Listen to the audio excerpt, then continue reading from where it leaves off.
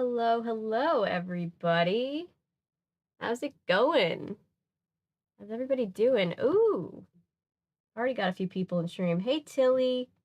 Hey, asexual vampire. Hey, spiraling monk. Hi. Hi, everybody. We all excited for Wishbone? Looks like it. I'm excited. How is everybody? All pros. Hi. Hi. Whoop. No, I don't want to restart the computer right this second. I'll do it after. Hi, Patrick. Patrick is the one that we have to thank for tonight's stream because we have him to thank for sending me this book in the mail. So thank you, guys. So thank you, Patrick, and thank you all for being here. Yes, I love... So, I'm going to put myself on full cam for a second.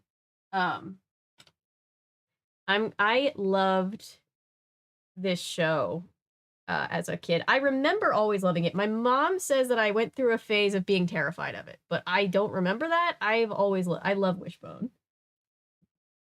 All is well. I finally stopped putting off and assembled my IKEA standing closet. Yay! How does it look? Is it... I love... There's nothing, like, better than the feeling of, like, I put the thing together. I love it. Hey, Boots the Cat. Hey, Larry. Hey, Allie. Hello, everybody. Yes, so... we are reading this book. This is the Super Adventures of Wishbone, The Legend of Sleepy Hollow. I know we're in the middle of the Scooby-Doo series, but I figured we're 10 down. We can take a little bit of a break because I've been getting a lot of great books in the mail from you guys, and this one that came from Patrick, I picked this up at the mail yesterday, and I just can't wait to read it. I'm very excited. Legend of Sleepy Hollow is one of my favorite classic stories. When I was a kid, I was really obsessed with it. I wanted to like have the original version read to me and read it. I didn't remember this at first, but I kind of looked up because I figured they probably also did a special, and they did, which I'm gonna do a video about soon. But I do kind of vaguely remember it, and the more my brother's like, no, that totally was a thing. We totally had this book. And I was like, I don't really remember it, but I believe you. So this is what's on the menu for tonight. On the dock for tonight is this. Came back from my trip today. Welcome home. So odd seeing myself in Polaroid pics, but other than a long trip, I got to take a nap and I feel better. And your streaming, so it's a plus. Oh, well, thank you. I'm glad that we could keep you company in the airport and keep you company on your return trip.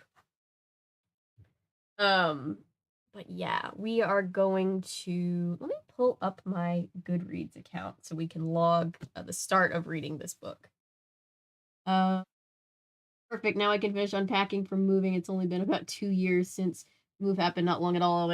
I still have boxes in my garage of stuff that just isn't unpacked. There's probably some books out there that I could use for stream when I find them. There's all kinds of stuff, but it's just like sometimes moving is so hard. You get in, you kind of just get the essentials in, and then you kind of just start living out of the boxes and putting things away as you start needing them. And then like I feel like after a while you're just like, I don't actually need this. It's just here. Love the story too. The episode is definitely one of my favorites. Yes, I've been meaning to do another Legend of Sleepy Hollow or another Wishbone soon because I did the Sherlock Holmes one like a while ago. So I think this is a pretty good excuse to do that. I obviously have a few pre-recorded videos, so it'll take a second before we get there, but I will film this video soon. Excuse me. Oh my gosh. My fall allergy is so bad right now. Moving is how you learn what items you truly use. Moving is how you learn what items you truly need. It's how you find out who your friends are. Because when you're like, hey man, I have to move, that's when you're really like, oh, those are the real pals for life. I had like 5 boxes of clothes that I just didn't need but still are nice, so now they have a place. You can start wearing them again. I love that. When I redid this room, because this room is way too big for me to utilize fully as a closet. So I decided 2 years ago it was going to be the recording room, obviously. And when I say I went through and weeded out so many things that I do not need, it was kind of fantastic. It was a nice feeling. I gave a bunch of clothes away. I hadn't like looked through my clothes in ages and ages. I still had stuff from like high school that I was like, why do I still have this? And now, and there's still an ungodly amount of clothes back there. But you know. Ooh, I see Crystal. I'm the those of you that are friends with our stream Goodreads. I get to see what books you guys want to read. I get to see your suggestions for books, and I'm seeing Crystal listed a choose your own adventure, which I found 2 choose your own adventures at Goodwill 2 days ago, and I'm very, very, very excited about it. Hey David! My essential oil collection during my move. No! I don't know what happened to it. I miss it so much. Hello, chat. Hey, Hardboiled, welcome. I had lost when we moved here. So I have the entire series of Psych. I have Monk and Psych on full like DVD collections. And the first thing we did when we got here was we pulled out the Monk collection. Because now we watch it on streaming and we also have it on our Plex server downloaded, but back then we would like put the DVDs in, and the first thing we did was pull out the Monk one because we're always watching Monk, even if it's just on in the background. But I couldn't find the Psych one for like a year, and I truly thought I had lost it. I was like, how? How did I possibly leave it behind? And then like at the 1 year mark, I was like, my dad was like, is this what you're looking for? I was like, oh my god, you found it. It'd be a snuggle up while sick kind of day. I'm so sorry. It is flu season.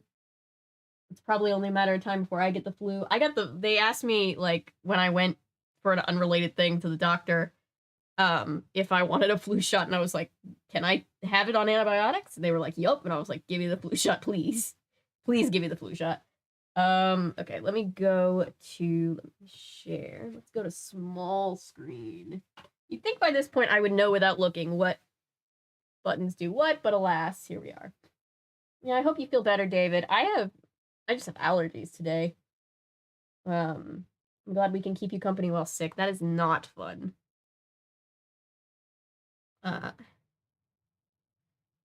I get sick like so incredibly. Me and my brother both, we just have like shit immune systems. Part of the reason why to this very day I still wear a mask, because I'm just like, it's keeping me from catching other illnesses aside from just COVID.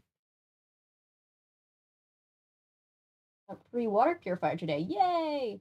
I tell you about how when I was visiting my DM in California last month, they helped me bleach my hair in the hotel bathroom because a friend of ours had extra lightener just laying around. No, but that's amazing. I love that. I need to redo my hair color. That just made me think about it. I need to bleach the roots. I work with kids, like usually at least 100 kids. Every shift is crazy. Yeah. Yeah. Oh my god, yeah. When I was doing full-time extra work, I swear I got the flu like 4 or 5 times, or something akin to the flu, either like a really bad cold or the flu like 4 or 5 times in that 1 year, just because I was always in these giant crowds of people. Let's see. The Super Adventures. Whoop Adventures. I'm terrible at typing. Wishbone. Like, I know you have it. There's no way it's not on Goodreads. Everything is on Goodreads. There we go. We're aiming for platinum blonde, but it turned out strawberry blonde. Ooh, it looks good though. I love strawberry blonde. But that's really cute. I love water purifiers. Me too. Yeah. They're just a good thing to have. So this book looks a little chunky, so this might be today and tomorrow night stream.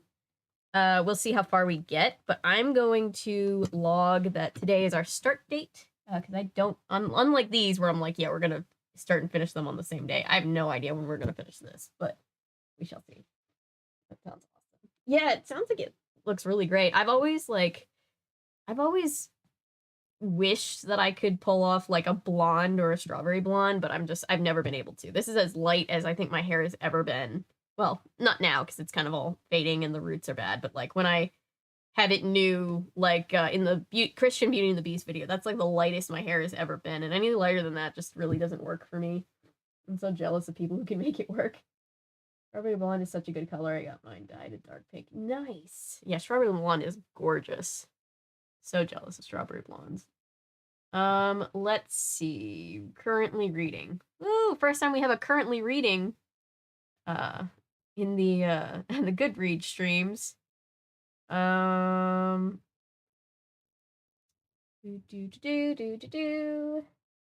Miss my purple hair so much, my hair is like green. Nice. I used to have purple hair. That used to be like what I was known for. And there are days where I'm just like, I want to go back to the purple. Oh my gosh. What am I even looking for? I want to add dates. I don't. You think for as much as I've used Goodreads over time, I would like know how to use it by this point.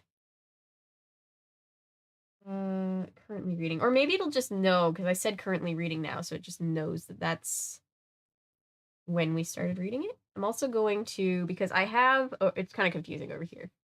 I have, and I need to log in all the books that I have for potential future streams. For like the collection, because that's what I mainly wanted to do and I haven't gotten to do it yet. But you'll notice I have not just the red want to read currently reading shelves, but I have some that I've made. I have the Nancy Drew books that we've read, which is so far just the first one. Scooby-Doo read, and then just the My Library ones are me keeping track of which ones I have. So I have one for Nancy Drew books that I have, Scooby-Doo books I have, and I will probably do a miscellaneous library shelf for the ones that are not crazy enough that we need the whole shelf for them. I feel weird admitting this, but I didn't know Wishbone was also a book series. No, that's fair. I mean, a lot of people had the show. I think I was just the book series was what got me into classic literature at a really young age, because like I had like these, abridged, easier for kids to follow versions of the story. And it's actually a really smart concept. But yeah, don't feel weird about that. That makes sense to me. Oh my gosh, I need a tissue. Green is not a creative color. Don't hug me, I'm scared. I know, I have to get to the don't hug me, I'm scared. I'm working up the nerve. I don't want to backpedal on all the progress of on my puppet fear that I've made this past 2 years. Ooh, I never read any charm book. Hang on, I'm going to get my box of tissues, my patented It's Allergy Season box of tissues.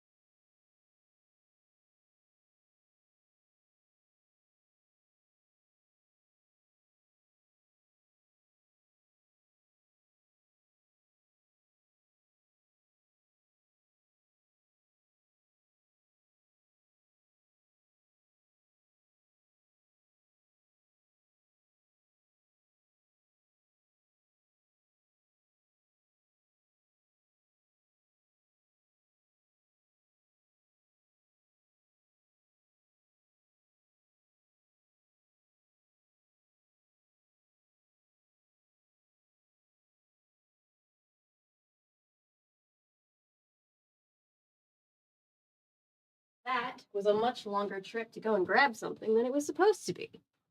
Thought it was right in the other room. And then it was like, nope, joke's on you. It's all the way downstairs. What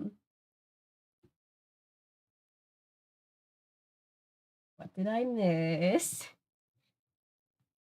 Chair stream. Hey, Misfiring, we missed you. We were all like, where's Misfire? We were on last night and we were like, where's Misfiring? An intense Phantom of the Opera phase in high school. Thought it was cool. Wishbone made their own episode. Yes, I'm gonna have to cover that. Oh my gosh, Phantom of the Opera is my mom's favorite play. So it was the first musical, I think. I mean, I've never seen a musical live, but it was the first like musical that I like. We used to listen to like the soundtrack on cassettes in the car and like all of that stuff. I pronounced charmed weird. Wait, am I? I'm having a crisis now. How are you supposed to pronounce it? Who also read the Great Illustrated Classics? That sounds very familiar to me. Let me look that up in 1 second. Wait, hang on. Let me finish doing what I'm doing and not get distracted. Super Adventures of Wishbone.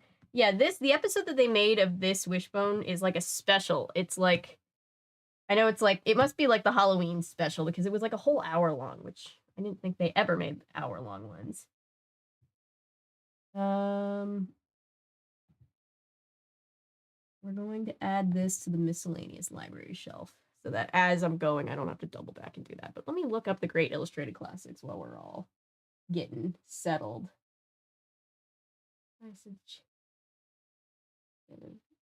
No. I saw Misfiring say, chair stream.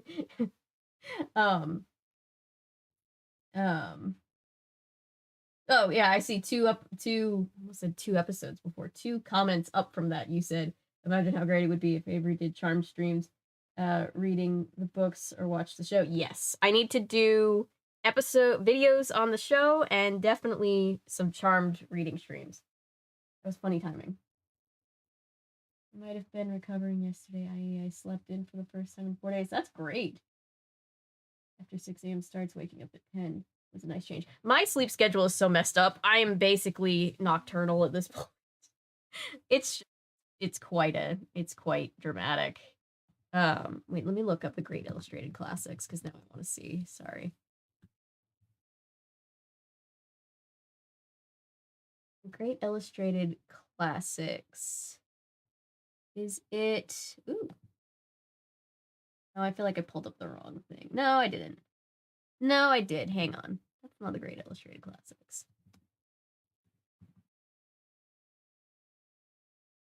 The original and new show. Starting with the original, but you know, we'll see where we go.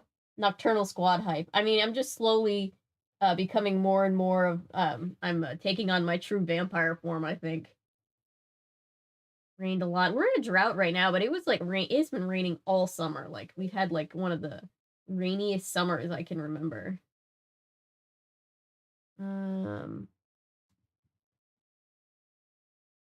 The Great Illustrated Classics because I know that I had some of the 20,000 Leagues. Yeah, here we go. Yes, I totally remember this.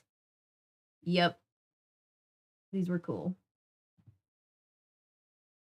Anything like this that like got kids interested in the classics was pretty in retrospect it was very smart. Oh,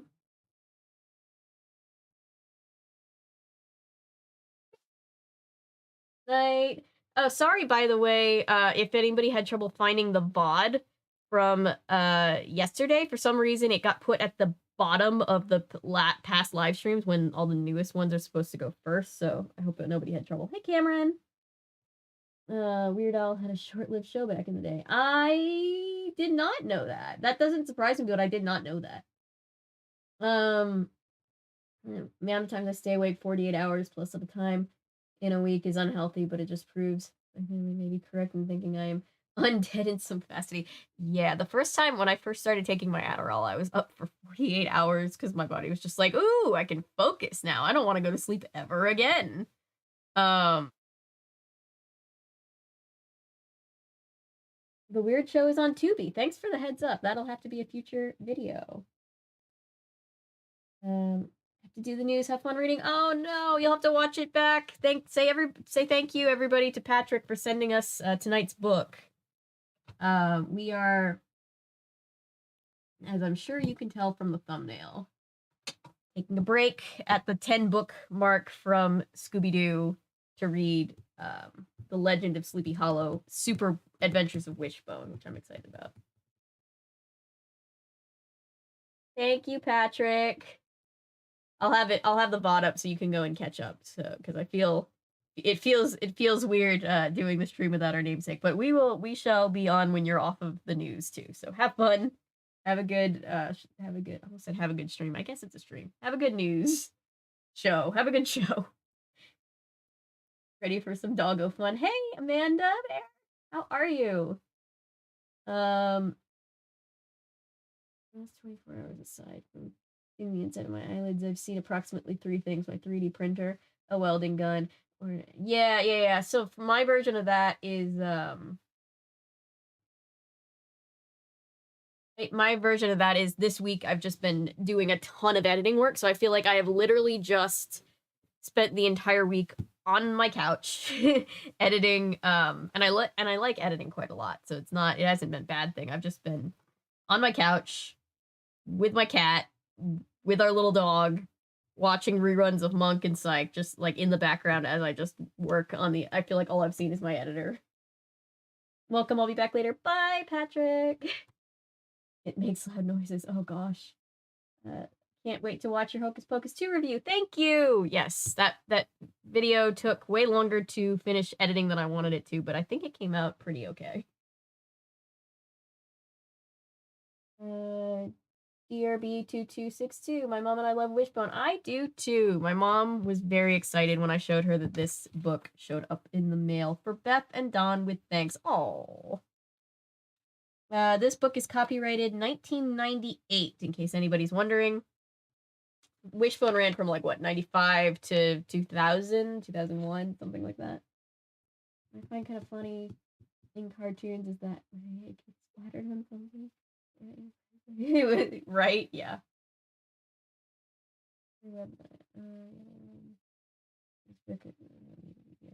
Yeah, I don't. If you're able to get Tubi, it's been very helpful for me with the channel specifically, because Tubi is free and it doesn't always have. Sometimes a lot of the things they have on there are just like, who's watching this? But it's perfect for what I do because I'm the one watching it, so it's a great help to me.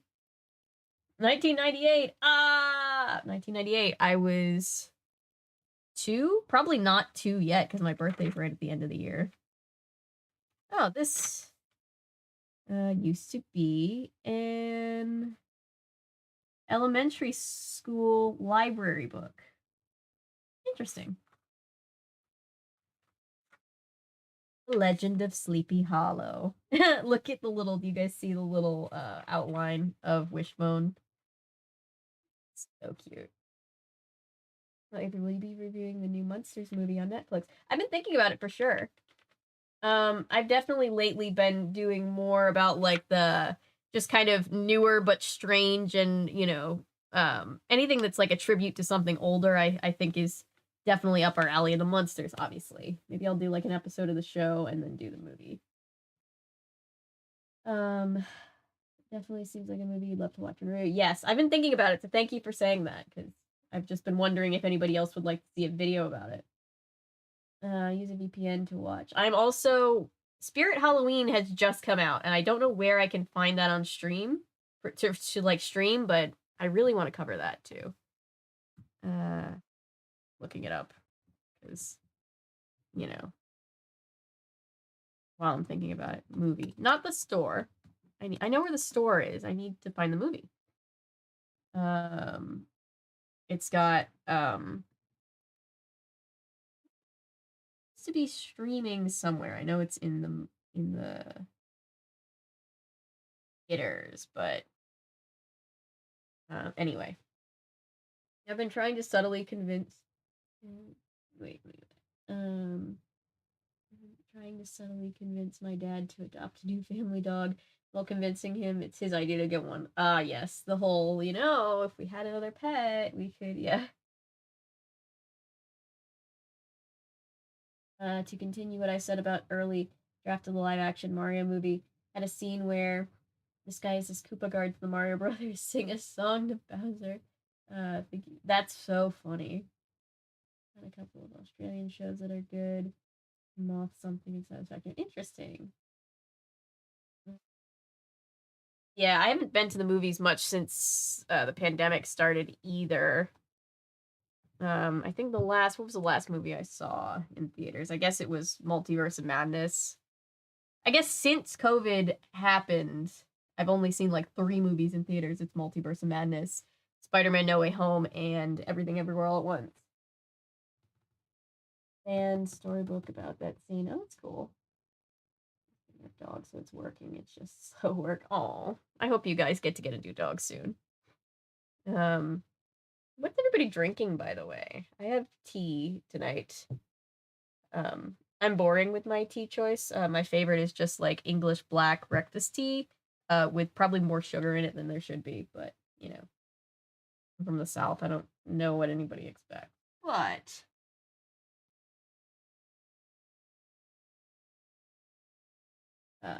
the classic water, Diet Pepsi, nice. I need to drink more water.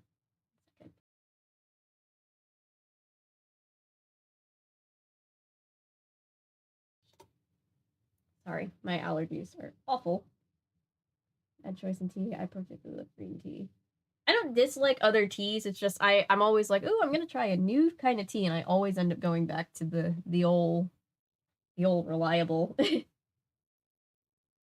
Mario Brothers movie looks good, as does Violent from Stranger Things. Yeah, fluids are for the weak. If you're sick, drink fluids. This is me being your mom friend. Drink fluids. I'm gonna turn into my dad for a second. You gotta get fluids to flush everything out of your system. That's how your immune system works. Fluids. I like fruity teas. Fruity teas are good too. No blood. Maybe later. Yeah, you know. It's a little too early for blood. It's like alcohol, you know, there's a certain decorum. Oh my goodness. Well, I'm gonna get started because we have a little crew. Requires standing though, LMAO. Oh, I'm so sorry. Or the gluten that was out of weight. An unholy mixture of root beer and Earl Grey in the same cup because I poured the tea. What I didn't realize it wasn't fully empty. Oh no. Oh boy. I'm so sorry. Hello, Shook TV. Is that how you say your username? Welcome. Glad to see you. We are just about to get started, so you are just in time. I honestly should just log in and just do some just chatting streams because we all know how much I love to just chat with chat. um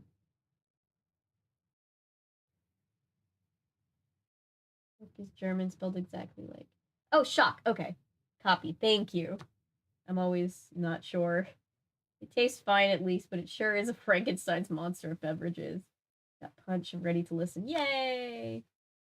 We do just chat sometimes. Yeah, I think we've talked about in the past, like just doing like maybe a theme, like today we're gonna talk about Disney movies or whatever, or something that or Nancy Drew or Beauty and the Beast, and just do kind of just like a just chatting stream. But hello everybody who just logged in. We are just getting started of reading The Legend of Sleepy Hollow, Super Adventures of Wishbone, sent in by a very appreciated viewer, Patrick. So I'm very excited. Chill. Sorry, Nightbot's just programmed to just every half hour just remind people to, which nobody here right now needs this reminder to just like behave, but you know, every once in a while we get somebody that's just like, hey, be an asshole in chat, and so it's just kind of like a way to be like, please don't.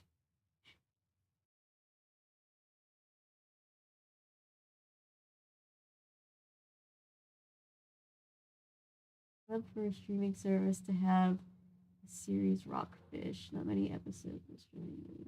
Interesting. I've heard of it. I haven't watched it though. We definitely get distracted. Oh yeah, we get distracted on not talking streams. Yeah, that's all me. Thought it only appeared when it sets shenanigans and tomfoolery. I set it up because a little while ago we had somebody that was just completely spamming stream and not listening when I was like, hey, please stop. Please stop derailing stream. And then I finally had to shadow ban them for a little while. So it's my it's mostly just for me so that I can when I eventually have to occasionally kick out the assholes, they can't be like, oh, I didn't know. Yes, you did. But nobody here needs this chat because we have all fun people in chat. 3 out of the 4 episodes are on there, I think. Interesting. I'll have to go watch it for sure. I've definitely been told about it. Makes sense. Yeah. It's just a thing. Nightbot's Nightbot. He's just kind of in the corner with a baseball bat, like, meh. Like, Waiting. Always waiting. All right. Oh, look at Wishbone. From the big red chair. Oh, hi. Wishbone here. You got me right in the middle of some of my favorite things. Books. Let me welcome you to the Super Adventures of Wishbone. In each of these books, I have adventures with my friends in Oakdale and imagine myself as a character in one of the greatest stories of all time. This story takes place in the fall, when Joe is 14 and he and his friends are in 8th grade.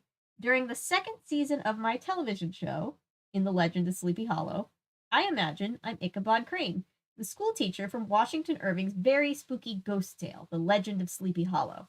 It's a great story about superstitions and one of the most famous ghosts of all time, the Headless Horseman. You're in for a real treat, so pull up a chair and a snack and enjoy The Legend of Sleepy Hollow. Super cute. So I guess my question was, because I couldn't remember what's the difference between the Wishbone books and the Super Adventures of Wishbone. The difference is in this we basically get the plot of the episode and the book, whereas like I own the Jekyll and Hyde one, which is basically just an abridged Jekyll and Hyde. Well, obviously it has Wishbone's commentary, so it's not just Jekyll and Hyde, but I guess that's the difference. Okie dokie. Okay. Chapter 1. This is taking me back. This all, like, these books and like all of these books that we read on stream take me back to like summer reading programs. Like summer reading programs at the library in elementary school. Love it.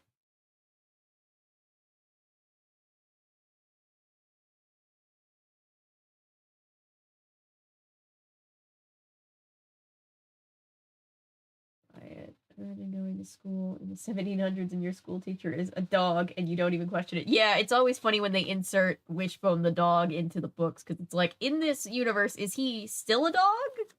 Or does he look human to everybody around? Like, what's the situation in Wishbone's daydreaming? I guess in his daydreams, dogs can just fully speak to humans and be school teachers. Chapter 1. Wishbone raised his nose into the air and took in a big sniff. Ah, yes, the white with brown and black spots Jack Russell Terrier let out a deep, happy sigh. There's nothing better than taking Wishbone for a nice long walk in the crisp autumn day, even if Wishbone has to do it himself. Wishbone trotted along the streets of Oakdale and chased the blowing leaves. Wishbone could smell adventure just around the corner, and he was one dog with a super nose for adventure. He headed towards Oak Street. People hurried by all around him. Wishbone wondered if they also felt the same sense of adventure in their bones, and were quickly on their way around town to find it.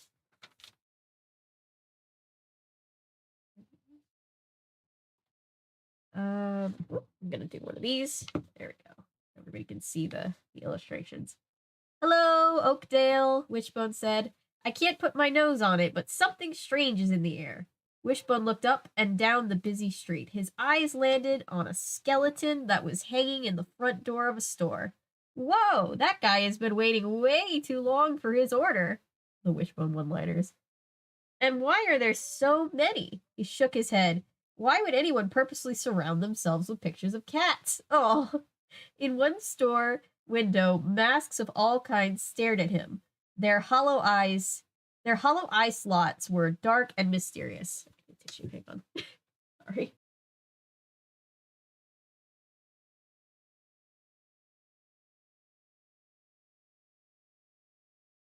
I get it, he's a dog, but cats are great. I also have a cat mug, passive aggressively for the Wishbone stream. So sorry, Wishbone, I love you, but I love cats. Wishbone shivered as the autumn wind picked up again, when whistling through the tree branches. A sudden gust blew a hat along the sidewalk in front of him. I guess that hat decided to walk itself too. I recommend that you get a leash for that hat, Wishbone told the man running toward him. Wishbone continued down the street. Brr. What is it about today? Red and gold leaves flipped over and over in front of him as he trotted along. Look at that! The leaves are learning to dance. The dog passed several houses and looked closely at them. Someone's laundry flapped on a backyard clothesline. The sheets are learning to fly. Pumpkins carved with jagged teeth and big hollow eyes grinned crookedly at him from the step of a porch. Pumpkins are suddenly growing faces. Wishbone turned and faced the street again. So there's no doubt about it, he said. Something is in the air. Something that makes people do the strangest things. Something... Suddenly Wishbone's whiskers went still. He heard his head whipped around, looking back in the direction from where he came. His snack meter clicked on, ready for action. Something edible. Wishbone's powerful sense of smell told him freshly baked cookies were being taken out of an oven. He sniffed deeply, zeroing in on the exact location. Bingo, the Talbot's house.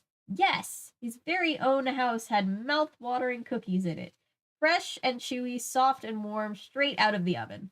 Wishbone's ears pricked up. He could hear the faint scraping sound of Ellen's spatula against one of the cookie sheets. Was one of those cookies sliding? Yes, the cookie slipping off the spatula and flying towards the floor. Gotta go. Wishbone raced down the street. He leaped over and stacked boxes piled by the curbside, hung a sharp left and darted into the alley. His forepaws pounded at the dirt and his heart thumped hard in his furried white chest. He ran as fast as he could down the alley towards home. Home and cookies! You're almost there, he urged himself. He suddenly saw his next-door neighbor, Wanda Gilmore, kneeling on one of her in one of her gardens, I guess. Fair enough, you have multiple gardens. No, Wishbone, you can't have chocolate, right? No! Imagine Wishbone thinks he's a person, wants to be a human, but I have no Yeah. I feel like that's fair for most animals. He just thinks he sees himself as a human. I can already see my house. Wishbone dashed across Wanda's yard and leaped over his startled neighbor's feet. Hi, Wanda. Can't stop to chat, Wishbone said over his shoulder. Got a date with Destiny. Wishbone? Wanda called after him. Cookie, he repeated. The little dog tore around the corner of his house to the back door. The cookie smell was even stronger now. Open door. The Wishbone tugged on the knotted rope that pulled the door open and dashed onto the screened-in back porch. He whirled around. Closed door. He tugged the rope hanging on the inside of the door to shut it. Then he flew through his doggy door into the kitchen, ground zero, and placed himself right under the falling cookie. Wow, that dog is fast and has great hearing and smell. It landed neatly in his mouth. Gotcha! Good cookie. Wishbone munched happily. Ellen glanced down from where she stood at the counter. She was moving the cookies from the baking sheet to the cooling rack. She wore jeans and a black sweatshirt with a grinning jack-o'-lantern on the front. Well, hello, Wishbone. Where did you just come from? Materialized. Wanda is my role model. Yes, Wanda's great. Wishbone swallowed with a gulp, then he licked the crumbs from his whiskers. Excellent pumpkin cookies. Okay, everybody calm down. They're not chocolate chip cookies, they are pumpkin cookies. It's okay. He complimented Ellen. New recipe? Before Ellen could answer, the back door banged open. Joe Talbot stepped into the kitchen. Joe, who was in 8th grade, and Wishbone's very best friend. The brown-haired boy carried a gym bag. Wishbone recognized the hooded sweatshirt on Joe as the boy's favorite. He also sensed a very powerful smell the moment his best friend entered. Sweat? Dirt? Sweaty dirt? Wishbone, where have you been? Joe asked. Today was the very first day of basketball practice, and you weren't there. It's bad luck, especially today. Bad luck? Me? How strange. The cute little dog usually brings good luck. Wishbone trotted after his friend. Joe pulled the refrigerator door open and took out a soft drink. I don't know why I said it like a soft drink. It's a soft drink. He twisted off the cap, then tilted his head back and took a long drink. Why is it so important that Wishbone be at your practice? Ellen asked. My question exactly, Wishbone said. And what is that smell? Ugh. Joe set the soft drink bottle on the counter near the sink. Wishbone always comes to practice. The boy leaned against the counter and looked down at Wishbone. You should have been there, Joe said. It's a bad sign. I don't want to jinx the season. I know I'm like a good luck charm, but I didn't realize I was so important, Wishbone said. He took another sniff. Something definitely reeks in this vicinity. Sweat, dirt, locker room, and feet. Ugh. Ellen took off her padded oven mitt and went over to Joe. Your father was the same way when he was a coach. He was so superstitious about the start of basketball season. I can remember one time when Ellen stopped talking. And her nose wrinkled. What is that smell? She asked. She looked around the kitchen. I think I just found the culprit, Wishbone pawed at one of Joe's sneakers. Don't look now, Joe, but there's something in your shoe. Ellen looked down. Joe, why is Wishbone so interested in your sneakers? Joe grinned and lowered his head. Sorry, Mom, he said. They're my practice socks, the lucky ones. Oh, no, dirty, gross socks. Dog brain activated. No thoughts, just cookie. No thoughts, just cookie. It's worse. It's socks. It's old socks. Wishbone backed away from Joe's feet. Ew, didn't I bury those last year? I think they're a little past their prime, Joe, Ellen said. She covered her nose with her hand and smiled. But since they're so special, why don't you take them off and find a special place to put them? Outside the house, she added. Why don't you wash them? If you want, I'll stash them with the new squeaky toy I just buried, Wishbone offered. I will, Mom, Joe replied, but right now, I need to go downtown to pick out a new basketball. You do? Ellen asked, raising her eyebrow. Yes, we've already started this season's practice, Mom, Joe explained. I can't begin a new year without a new ball. It's bad luck. Ellen shook his head, then smiled. Of course, I forgot. Joe grinned. Don't worry, I still have my birthday money. Besides, I want to check out the new equipment at the sporting goods store. Joe headed for the back door. Come on, Wishbone. But Joe, Wishbone objected, Ellen might drop another cookie in any minute, and they're pumpkin cookies with icing faces. Ellen touched the cookies on the rack to see if they were cool enough to put in the cookie jar. Have you decided whether or not you're going trick-or-treating, she asked. Wishbone sat up on his hind legs and raised his front paws in the air. Treating? I vote that we go for treats. Joe slouched over and shoved his hands into his pockets. I don't think so, he replied. I'll probably just stay home this year. Then he straightened up and zipped up his sweatshirt. He held open the door. Come on, Wishbone, let's go. But cookies, Joe. Well, okay. He trotted after his buddy. Don't eat all the cookies while we're gone, Ellen, the dog called to her on his way out the door. The two pals ran quickly, side by side. Joe fished a small blue ball out of his sweatshirt pocket.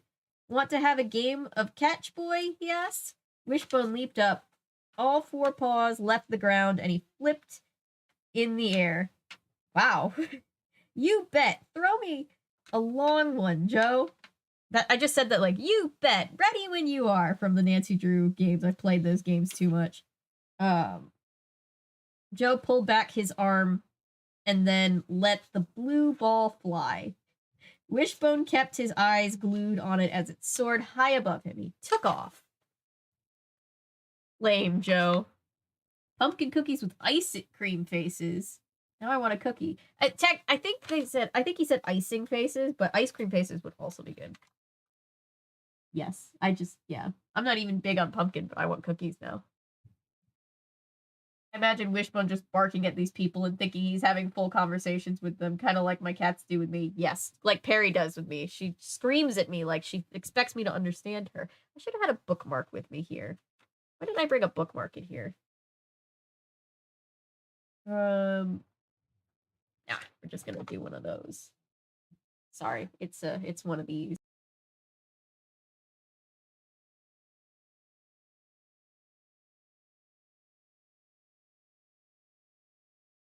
Skippy Movie is still on YouTube. It was a library book. This was sent to me by Patrick in the mail. I got it yesterday from the P.O. box. But it was it looks like it was an elementary school library book.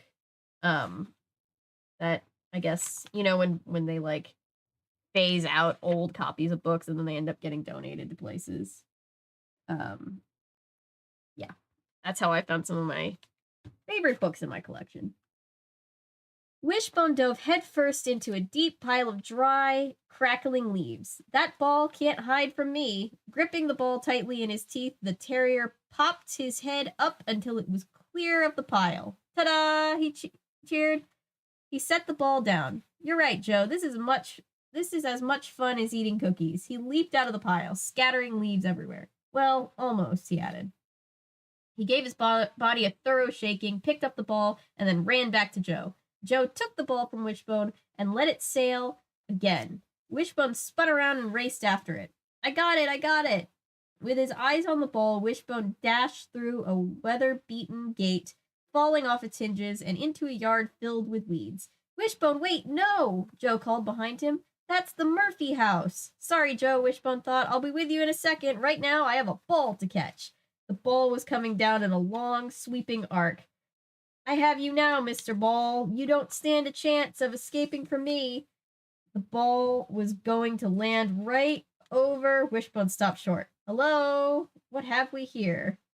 Two yellow eyes gleamed at him between the strands of tall weeds. Then, with a rustling sound, the overgrown grass parted and a black cat dashed up onto the sagging porch.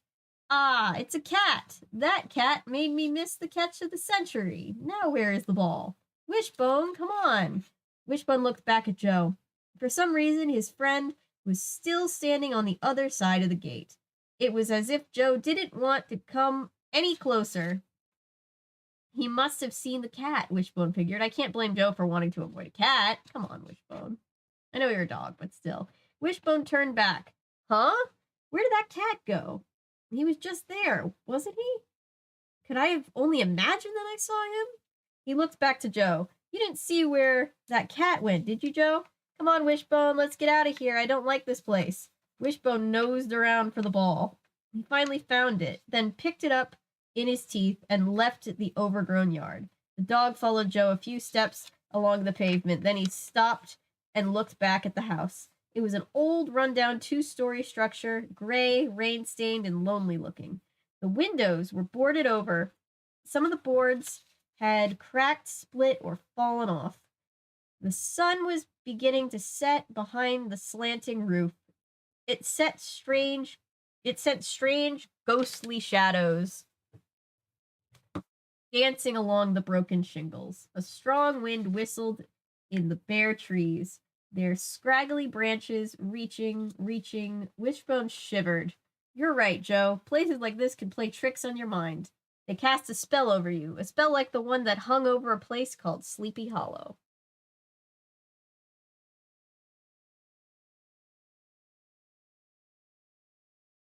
Ooh, Skippy Movie is still on YouTube. Okay. Sleepy Hollow. Even though the name sounds like a perfect place for a ghost story, way back in 1819, American author Washington Irving wrote a short story called The Legend of Sleepy Hollow. It took place not long after the American Revolution, 1775 to 1783. A strange atmosphere surrounded the little valley of Sleepy Hollow, New York. Washington Irving wrote that everyone who lived there or spent any time there as a visitor would breathe in the bewitching influence of the air.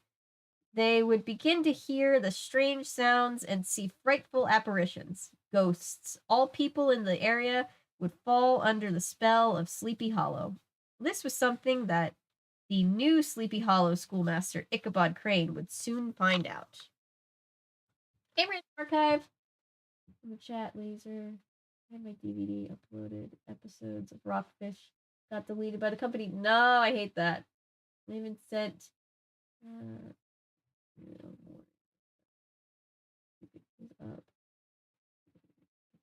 Oh no, you get a strike. I'm so sorry.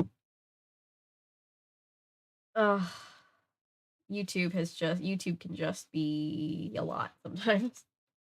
You're doing a Sleepy Hollow movie video this month. Yes, I am. The Tim Burton one. I need to do a video on it. Yeah. I know there's other versions, but the Tim Burton one is my personal favorite. All right. Give me a second to take a sip of tea so I don't completely lose my voice by the end of this. Thank you guys for showing up for Wishbone. I am so excited. The second I got this in the mail, I was just like, I gotta read this soon. Chapter 2. Wishbone imagined he was Ichabod Crane, a school teacher who had read all about. Let me start that over. Wishbone imagined he was Ichabod Crane, a school teacher who had read all about the latest superstitions, omens, and ghost stories. He pictured the early 18th century Dutch farming community alongside the Hudson River, where Ichabod was the new schoolmaster. He could see himself wearing the traditional three-cornered hat over his floppy ears. He had on a cutaway coat, which was a long jacket with a split back. That was the style for gentlemen of the time. It was a long walk to the schoolhouse from the Van Ripper farm, where Ichabod was staying. His journey took him through the groves of the walnut trees, over a little bridge, and past a church sitting next to the cemetery. He hurried by. Ooh, we have a picture. Look at little Wishbone. He hurried by the silent gravestones, thinking of the ghosts that might appear each night at midnight. The witching hour. Isn't the witching hour 3 a.m.? When's the witching hour? Can we get a fact check on this? Ding, ding, ding. Ichabod Crane held the school bell firmly in his teeth and shook it with all his strength. He was calling the children to school.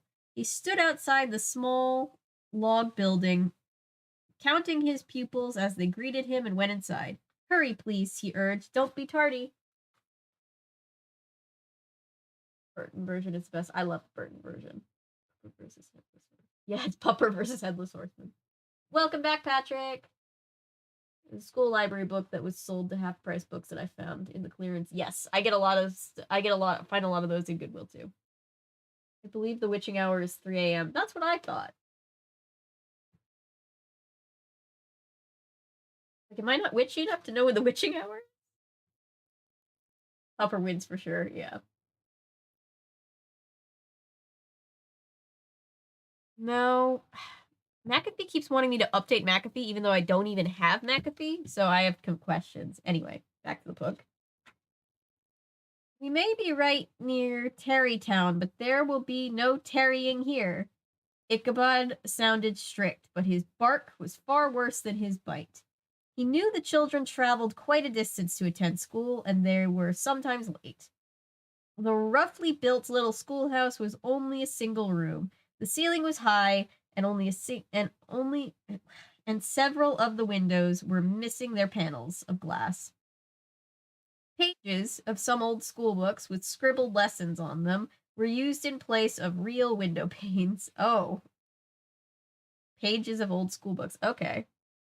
The schoolhouse sat at the foot of a tree-covered hill, off a small dirt path with a small stream running behind it. It was quite a distance from the main road. It was as if a hush floated over the area. The place seemed almost haunted. Ichabod shivered. Yes, there is something spooky about this little school, out here all by itself. Now that the children were arriving, their cheerful voices filled the air. Ichabod walked to the front steps of the schoolhouse. He turned and watched the last of the late comers dash down the hill. He barked sharply, and the two boys and their sister hurried faster. Ichabod nipped at their heels as they ran into the schoolhouse. This flock is a handful to herd, he said. Not even a herding dog. Maybe Jack Russell Terriers are. I don't remember what they were bred for. Ichabod glanced around one last time. Then he took a deep breath. He had to admit the first week of school made him a little nervous. As a traveling schoolmaster, Ichabod moved from village to village. He met new students with each different teaching assignment he got. But Ichabod knew that his talent of telling ghostly tales and his skills at games quickly won the respect of even the most uninterested student. It doesn't hurt to be cute either, Ichabod thought, as he used his hind legs scratching an itch under his chin. And this old dog can certainly teach these kids some new tricks. Far more important to Ichabod than the 3 R's, reading, writing, and arithmetic, was the teaching only he could give. He felt that it was his most important duty to teach the reading of signs and symbols and all the ways one could protect oneself against attacks on the supernatural. And I have arrived here none too soon, Ichabod thought. I have never seen a valley so full of magic. Ichabod stepped into the schoolhouse, eager to share his very special wisdom. Welcome, everybody who's coming into stream. We are reading The Legend of Sleepy Hollow, Super Adventures of Wishbone. Anywhere between midnight and 3 a.m. Fair enough. It's a window. Adaptation of the story that has Jeff Goldblum as Ichabod. Ooh, I've never seen that. Now I want to. I really need to see that version. I need to do that as well. I'd love to keep up a high quality version. Yeah, I'm sorry that your stuff got taken down. That's always annoying. Jack Russell? They're gun dogs. Yeah, I thought so, but then I started like gaslighting myself. I'm like, they're not hurting dogs. They're definitely not hurting dogs. They're so small. As soon as the children noticed their schoolmaster entering, they hurried to sit in their seats. The youngest children sat up front, the oldest in the seats at the back. They slid into their benches and folded their hands on top of the long wooden desks they shared. Ichabod leaped up onto his desk and at the front of the room. He sat back on his haunches and gazed out at his pupils. There were 15 students today, ranging in age from 6 to 16. A good number, Ichabod thought. Often children had to stay home and help with farm chores. For those reasons, school attendance went up and down, changing with the seasons and even from day to day. Good morning, students, he said. Good morning, teacher, the class answered together. Weird. It'd be weird to teach that much of a gap in age. Leaped or leapt. Oh, but did I misread it? I probably misread it. He leaped. He leaped up. Ichabod waited as the children laid their copybooks, books with examples of handwriting to be copied in learning to write, on the desks. The oldest students filled their inkwells with their homemade ink, and they held on tightly to their hand-carved quill pens, ready to write. The younger children also had copybooks, but they wrote with bits of lead pencil. Less messy that way, Ichabod thought. Sorry, I had to vanish from chat briefly. No, you're good. I had to go confirm for my dad the video my aunt sent him was actually blurry and he wasn't actually reading strong. Oh no. Oh gosh. You're about to be on my radio stream. I don't have a very good radio voice.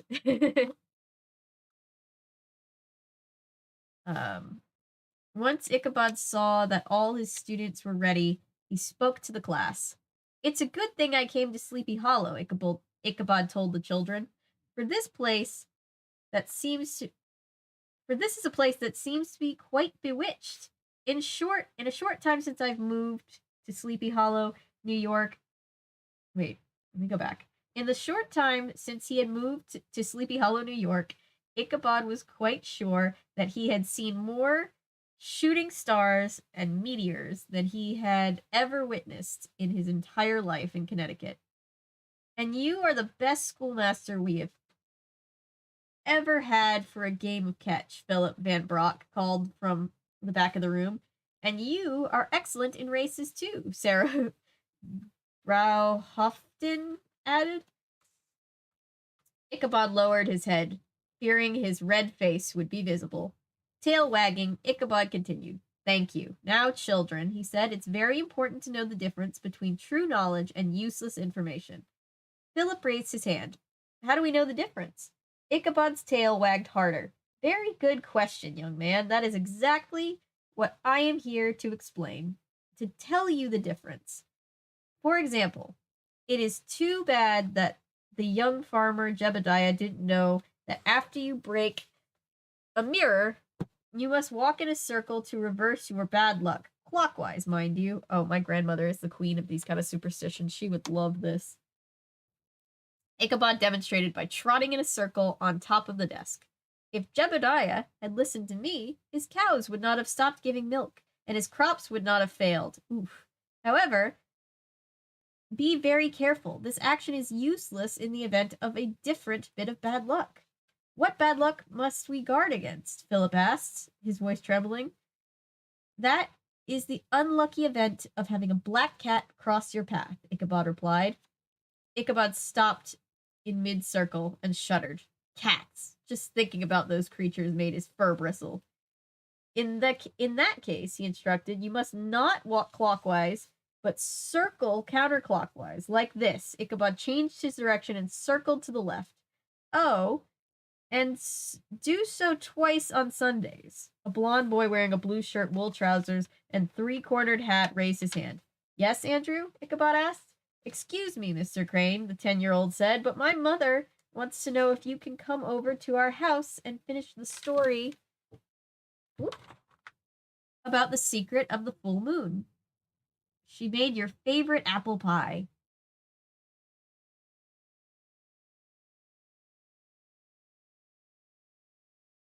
Ichabod's ears pricked up.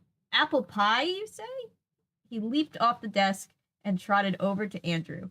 He stood up on his hind legs and leaned his paws on the front of the boy's wooden desk. How small is this desk? That is a small dog. Why, of course, I'll come over, Andrew. Your mother's apple pie is the very finest in the county. Ichabod licked his chops. I recall one Sunday, his students stared silently back at him. Whoops, I got a little carried away there. Thinking about food can do that to me. It's me on all of my streams getting sidetracked. Ichabod cleared his throat. Oh, yes, where were we? He trotted back up to his desk. He said, clearing his throat once again. Now then, eyes forward, everyone. Let's get back to our important lessons. Now, who knows why we ring a bell to begin each day?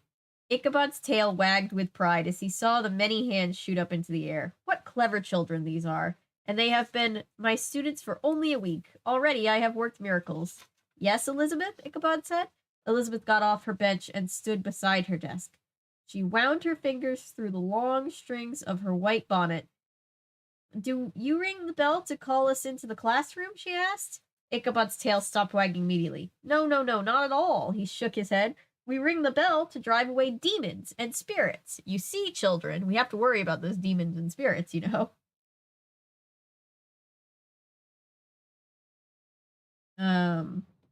He placed a paw on the brass bell that sat on his desk. It is a well-known fact that witches won't go near things made of brass.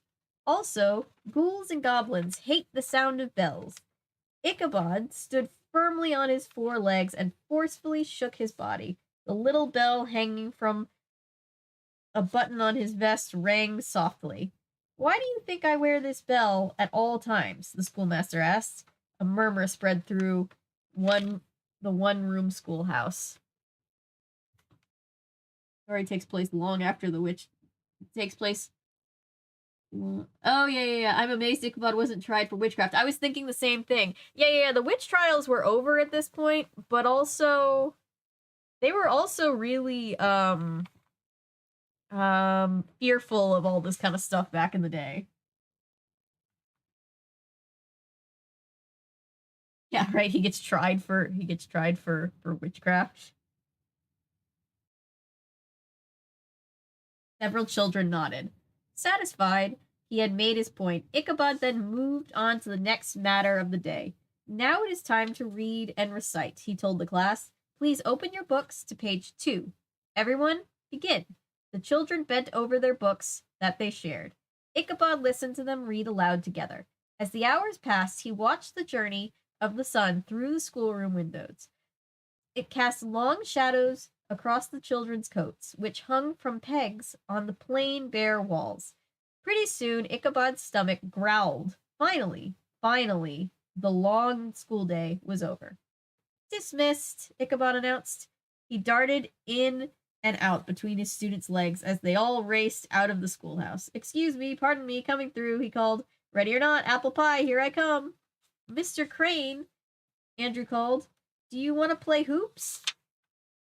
The boy stood nearby, holding the large hoop and the stick he would use to spin it. He smiled at Ichabod. No, Elizabeth protested. Mr. Crane would much rather play hopscotch with us. I'm afraid that I cannot play this afternoon. It will have to wait for another day.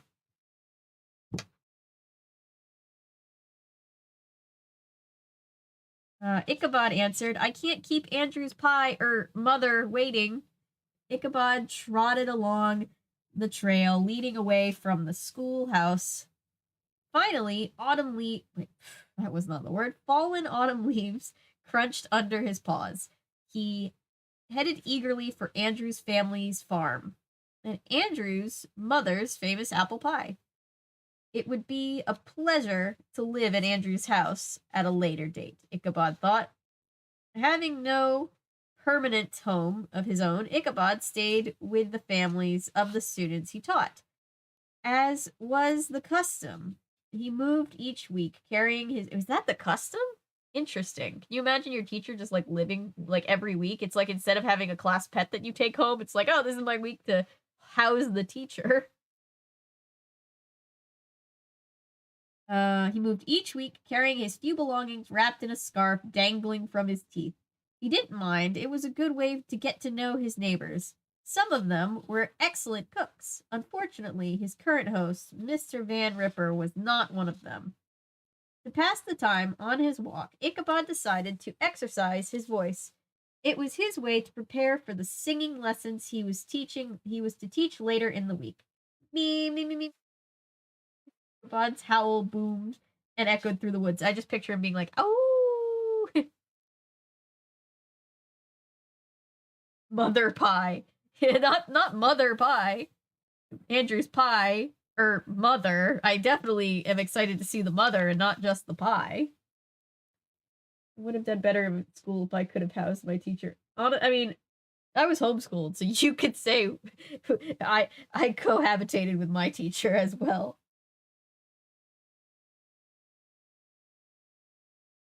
Caw, caw, caw. A sudden rush of wings startled Ichabod. He glanced up to see dozens of chattering birds rise from the many bare tree branches. One for sorrow, two for joy. Me, me, me, me, me, he sang out. More birds flew away. How strange, Ichabod thought. Every time I raise my voice in song, the birds take flight. Could this be another example of the bewitching of Sleepy Hollow? Ichabod smelled Andrew's family's farm before he saw it. It sure smells good. Yes, he thought, the meals I eat will improve once I move in here. Hello, he called as he entered the farmhouse. He let his nose lead him straight to the kitchen. Hello, Mr. Crane, Andrew's mother greeted him. She stood by the open fire in the big fireplace. She was stirring a kettle that hung low from a hook over the flames. Make yourself at home, she added. She nodded towards the large wooden table in the center of the room. Don't mind if I do. Ichabod leaped up onto the bench in front of the table. Andrew tells me you wanted to hear more about the secret of the full moon. Yes, indeed I do, the woman exclaimed. I want to be sure all the signs are favorable for our next planting season. I will be happy to check on that in my almanac, Ichabod told her.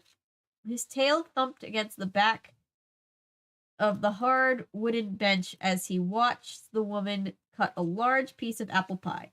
Now tell me, Ichabod, she continued, setting a plateful of the mouth-watering pie in front of him. What would your author, Cotton Mather, have to say about Sleepy Hollow's Hessian ghosts? What a mouthful. Cotton Mather was the great scholar who wrote Ichabod's favorite book, The History of Witchcraft in New England. He knew almost every page by heart. Ichabod licked pie crumbs off his whiskers, then said, I have not heard of a Hessian ghost. That word mean? I haven't. That's a very old-timey word. Oh man, it's my turn to house the teacher, but I wanted to procrastinate this week, right? You can't get out of doing the homework if the teacher's living there.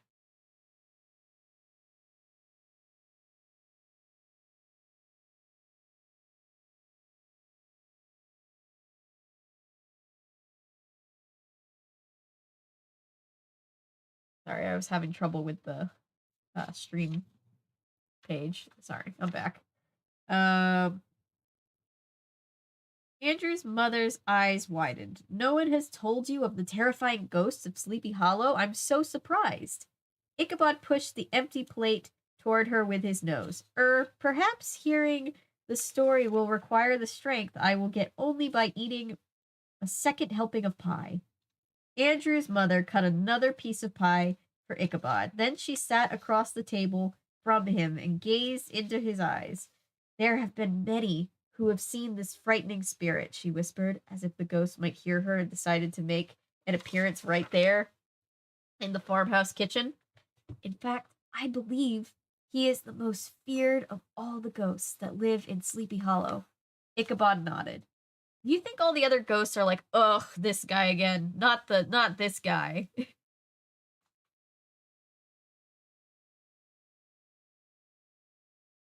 least it's not the Boston Tea Party colonists. Had to let soldiers live with them. Oh yeah. That's why we have an amendment about soldiers don't have to live in your house. It's a bygone era. One Gilmore is Loki. Yeah, one is great. Like German bounty hunters, I believe. Copy that. Thank you, asexual vampire. It's an out of date word, so I couldn't remember. Like I didn't know what it meant. Ichabod nodded. The head honcho of all the ghosts of the air, you might say. Oh yes, Andrew's mother exclaimed. That's it, exactly. Ichabod shivered. Then he urged the woman to continue. I must know everything, he told her. Don't leave out a single detail. On many a moonlit night, travelers heading through Sleepy Hollow have seen a terrifying figure on horseback, she told him. A rider without a head. Ichabod gasped. He nearly choked on the last bite of his pie. A headless horseman here? Andrew's mother nodded. It is said that the ghost of a German soldier who was hired by England to fight against us during the Revolutionary War. There we go. It is said that it is the ghost of the German soldier. This Hessian soldier's head was blown off by the cannonball fire. His body lies buried in the churchyard cemetery, she said quietly. But why does he ride? Ichabod asked. He pushed the plate across the table once more. Andrew's mother absently got up and brought more pie over. This time she didn't bother to cut just a single piece. She simply set what was left of the pie in front of Ichabod. She glanced around and lowered her voice even more. I believe he is out searching for a new head, and he must always return to his grave before daybreak. Ichabod could feel his heart thumping under his fur. What a story! This is what I feared. I had not heard about this ghost, he said. As I must cross Sleepy Hollow every evening, I will keep a sharp eye and ear out for this creature. He patted his three-cornered hat with his paw. I am quite attached to my head, you see. Just remember, the woman warned. Ichabod. Just remember, the woman warned Ichabod. The headless horseman not only haunts the valley, but the nearby roads, too. He especially likes the area near the church. Give me 1 second.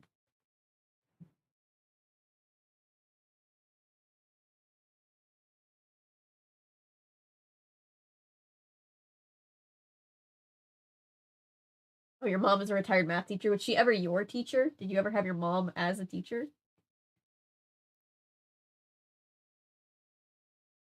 All right. Sorry about the pervasive allergies tonight. I shall take very special care, Ichabod promised. Finally, it was time for Ichabod to return to the Van Ripper farm, where he was staying that week. The sun had set hours ago. Ichabod's journey would take him past the cemetery where the Hessian's headless body lay buried. Ichabod's fur bristled in the cool night air. His whiskers twitched at every odd scent. His ears pricked up at each new sound. The Headless Horseman is important and Christian, you see, right?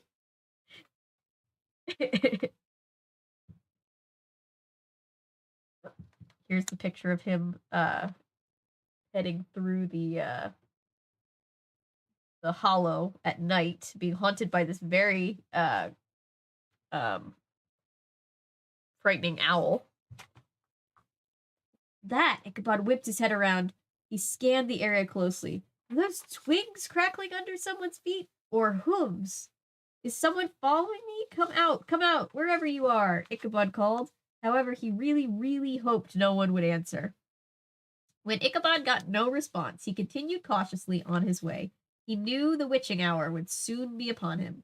What if I am still in the dark woods at that dreadful hour, he worried. The only light to guide my path will be the pale moon. Shall I be hounded by ghosts of every kind? Hounded. I see what he did there. The schoolmaster's legs picked up speed. The call of the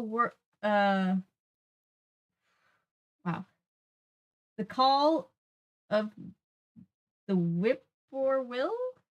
The hooting of the screeching owl. Maybe I'm just dumb. And the sudden flurry of squawking birds, frightened from their roosts, all joined in to hurry him along his route. Ah! Cried as something flew into his face. What is that? Oh, just a lightning bug, he told himself. Don't bug out now. He felt his heart slowly return to its normal beating. The writers loved writing his one-liners. You just know they did. He finally saw the flickering candlelight glowing in a window on the Van Ripper farmhouse.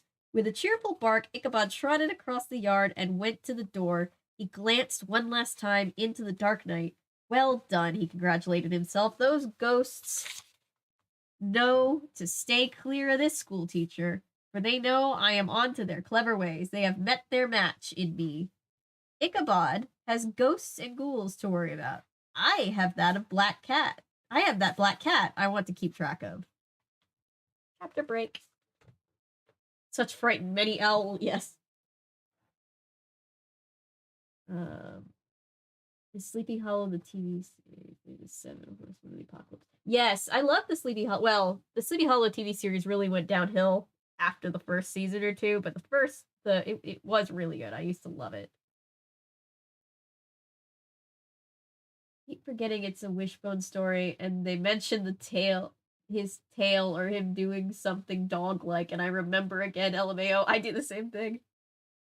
Got plans to cover any zombie flicks this year? I'm not sure. What zombie flicks should I cover, if any? Are there any old school ones?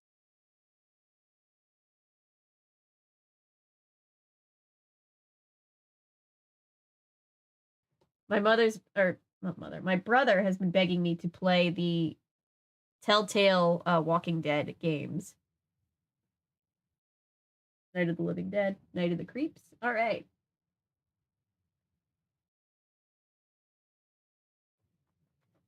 The Return of the Living Dead, please. Okay. Again, like, if I don't get to any, like, if there's any Halloween-y things that I don't get to, we're just gonna lean really hard into the Halloween all year round thing from now on. So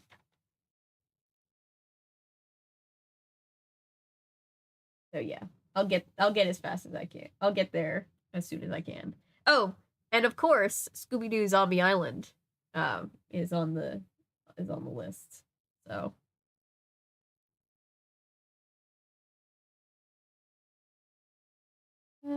Corpse Bride counts as a retro these days, right? Yes, it's almost 20 years. Oh god, it is almost 20 years old. You're right. I do love the Corpse Bride. Ooh, we've also got to cover a Halloween town. We've covered a Halloween town every other Halloween so far on this channel. It's our 3rd Halloween as a channel.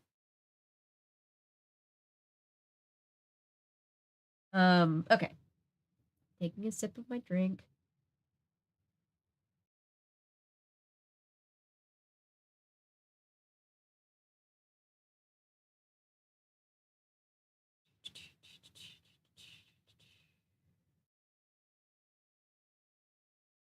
Paranorman is a great zombie movie. I don't know if I've ever actually seen Paranorman all the way through. I remember parts of it. Maybe I watch it and I just forget a lot of it. I'll have to cover that too. Wishbone took a glance back towards the Murphy house and shivered. That is one spooky place, he thought. It's the perfect hangout for a black cat. I guess you didn't like that black cat either, huh, Joe? Wishbone asked as he trotted alongside his friend. Soon the two arrived at the new sporting goods store, Oakdale Sports and Games. The cool two-story building had once been the old firehouse. Halloween banners hung from the second story, flapping in the breeze. Wishbone ran ahead, past the bicycle racks, and toward the large front doors. Joe and Wishbone stood aside to allow a group of kids to come out of the doors. Just inside the front entrance, Wishbone noticed a display of tennis balls. Dog toys! Dog toys, he said with glee. Stay outside, Wishbone. I won't be long, Joe said as he walked inside. Wishbone sneaked into the store right behind Joe. Colorful posters lined the walls, racks with games and sports equipment. And athletic clothing stood scattered throughout the large store. Wishbone ran across the floor and leaped into a huge bin of bright yellow balls. A moment later, his head popped up, a tennis ball in his teeth. I think I found the perfect one. Then he let the ball drop, but I'd better test them all, just to be sure. He dove back down. Wishbone came up again from under the pile of balls. He scanned the large store looking for Joe. I see display cases, stacks of sports equipment, and oh, there he is. I should have known. Wishbone jumped out of the bin and headed over to an area set up with a basketball hoop. Joe was just about to try a free throw from the foul line. Okay, Joe, do it just the way I showed you, Wishbone coach, sitting at the sideline. When did Wishbone do the anyway? Hey, cool, he thought, as he settled onto the bright green artificial grass that covered both sides of the basketball court. Indoor grass. I need another tissue. Youngins, pass.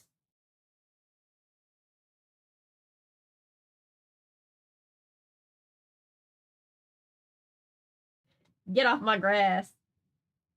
I almost named my dog Milo. But he was already responding to Milo. Oh, that's cute. If I got a Jack Russell Terrier, I think I'd have to call him Wishbone. Hijinks ensues, yes. There is a cat in my room. I can hear the jingling of a cat bell.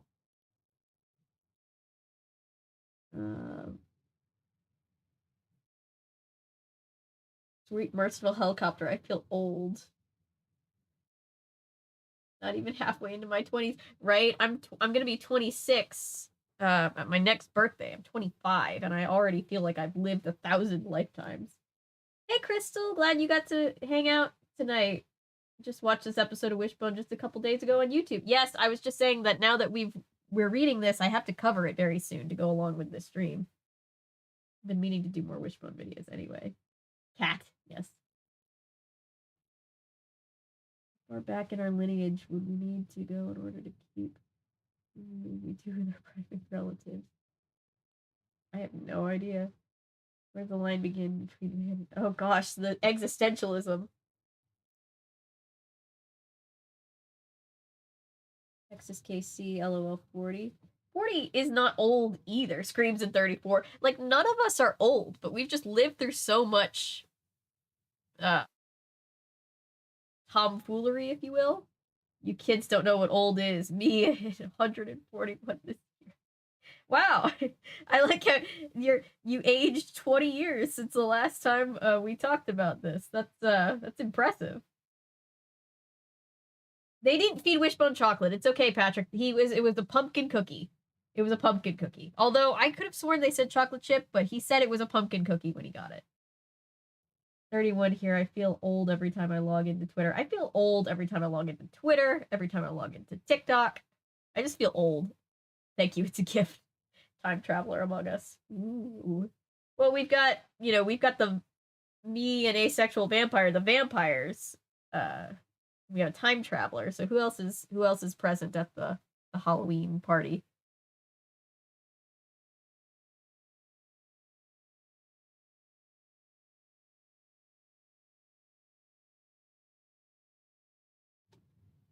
Whenever I think cookies, I think chocolate chip. Me too. They're the best kind of cookies.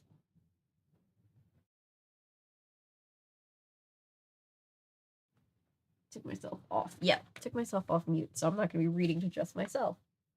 All right, where was I? Indoor grass. Okay. Wishbone could see his buddy narrow his eyes, concentrating. Then Joe let the ball fly. It hit the rim and bounced off. Whoop, whoop, whoop. Ah! Wishbone cried out as he lay down and lowered his head. Loud sirens blared and big red lights flashed inside the store. Joe quickly put the basketball back on display rack. Are we going to be arrested? Wishbone asked, scrambling to his feet. Wow, talk about a penalty shot. Joe looked around. What's going on? He said. The sirens stopped screeching and the red lights stopped flashing. Travis Del Rio, a dark-haired man in his 30s, walked over. He wore a green Oakdale Sports and Games t-shirt and blue jeans. We have another victim, he said with a friendly grin. He pointed to a sign hanging over the basketball hoop. The Haunted Rim, Joe said. Shoot at your own risk. Joe shook his head. I guess I'm a little off today, Mr. Del Rio. Well, Joe, it happened to be the best of players, he said. He told Joe, clapping him on the back. It happens to the best of players, he told Joe, clapping him on the back. Travis smiled as he gazed back up at the basket. But there's nothing like the thrill of being in the zone. There's nothing like the thrill of being in the zone where the hoop looks 3 feet wide and everything you toss up goes in the basket. He gave Joe a broad smile. I'm sure you'll be there again, Joe. Thanks, Mr. Del Rio, Joe said. I hope you're right. I know I am. Travis clapped a hand on Joe's back again. Then he sniffed deeply. Do you smell something? Joe shrugged and shook his head. Travis glanced down at Wishbone. Don't look at me, Wishbone said. Hi, Wishbone. How are you doing, boy? Asked Travis. Can't complain, Wishbone replied. Not when I'm surrounded by all this great stuff. Joe took a quick look down. Hey, Wishbone, where did you come from? I thought you were waiting outside. I'm not surprised to see him, Travis said. After all, I bet Wishbone enjoys sports. Oh my gosh. Sports and games as much as we do. He's always welcome in here. I knew you were my kind of guy, Wishbone replied. I could tell by your collections of dog toys. Well, Joe, what can I do for you? Travis asked. What can I show you today?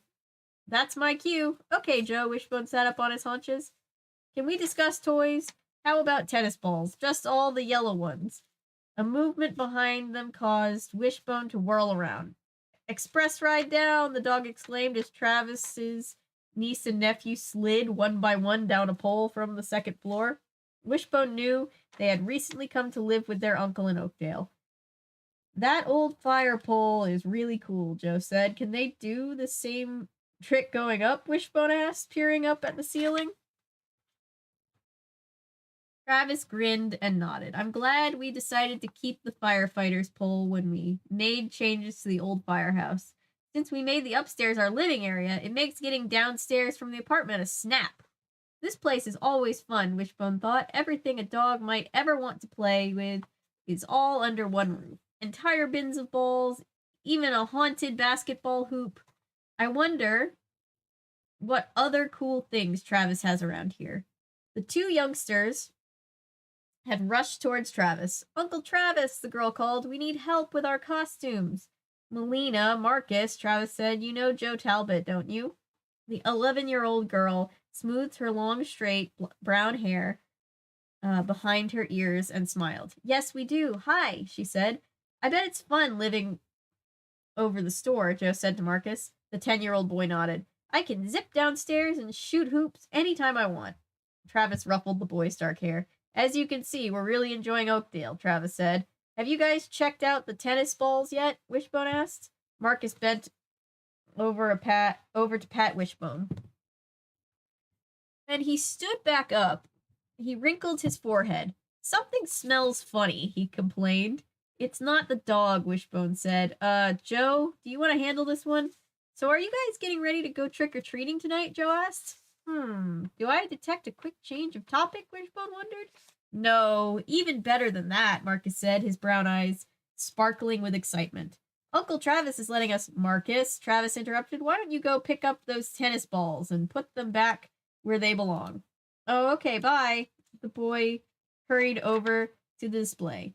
Have you signed up for the scavenger hunt yet? Melina asked Joe. Scavenger hunt, Joe repeated. Oh, right, I heard about that.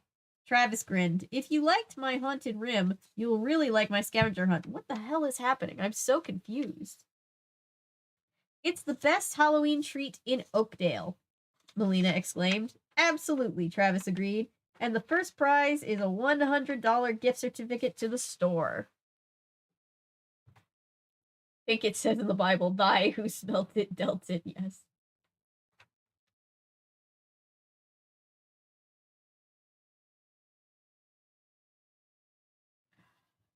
Wishbone's ears pricked up. How much is that in tennis balls, Joe? He asked. But Joe seemed to hesitate. Well, I don't know. Travis walked over to the front counter and picked up a clipboard. Come on, he insisted. It's going to be fun. Joe followed Travis slowly over to the counter. I'm sure there's still room for you to join one of the teams. Travis scanned the lists on the clipboard. Melina pointed to a name on the list. Wait a minute, Travis said. It's your lucky day. You already signed up on Samantha Kepler's team. I am? Joe asked. I hadn't really decided yet. And her dad has even promised to supply pizza for the party afterwards, Travis added. I could go for a slice of Pepper Pete's pizza right now. Wishbone wagged his tail. This scavenger hunt is sounding better by the minute. Look, Mr. Del Rio, I'm not sure about the scavenger hunt, Joe began. Huh? Wishbone glanced up at his friend, surprised by Joe's hesitation. Don't worry, Joe, Travis said. He took another deep whiff. What is that smell? Well, Joe shrugged and looked at Travis. It's my socks, he admitted. You'll think this is strange, but I always wear the same pair of socks at practice for good luck. Travis held up a hand. Say no more, he pointed to a glass display case behind the counter. Wishbone stood on his hind legs to peer inside. He saw a pair of beat-up track shoes sitting beside a trophy and a newspaper article featuring a photo of Travis. Wow, Joe said, staring at the article. You won a major relay event? He sure did, Melina said, smiling at her uncle. Travis nodded proudly. Yes, I certainly did. Wearing those very shoes, and believe me, they are behind glass for a reason. People sure do have odd good luck charms, Wishbone observed. I competed in many different sports, Travis said. Joe, can Wishbone do any tricks? Melina asked. Tricks? Wishbone repeated. That depends. Got any treats? I'm always ready for treats, but I know one guy whose appetite for this supernatural is even greater than his desire for food. 6, my lucky number. Take a second. Hey, Hannah! Welcome! We're reading Legend of Sleepy Hollow I'm trying to read it upside down. The Super Adventures of Wishbone, excuse me. I'm almost 30, and the way my dad likes to constantly point out how much younger than me he was when I was born, you'd think he had 1 foot in the grave already. I know, yep. Yeah.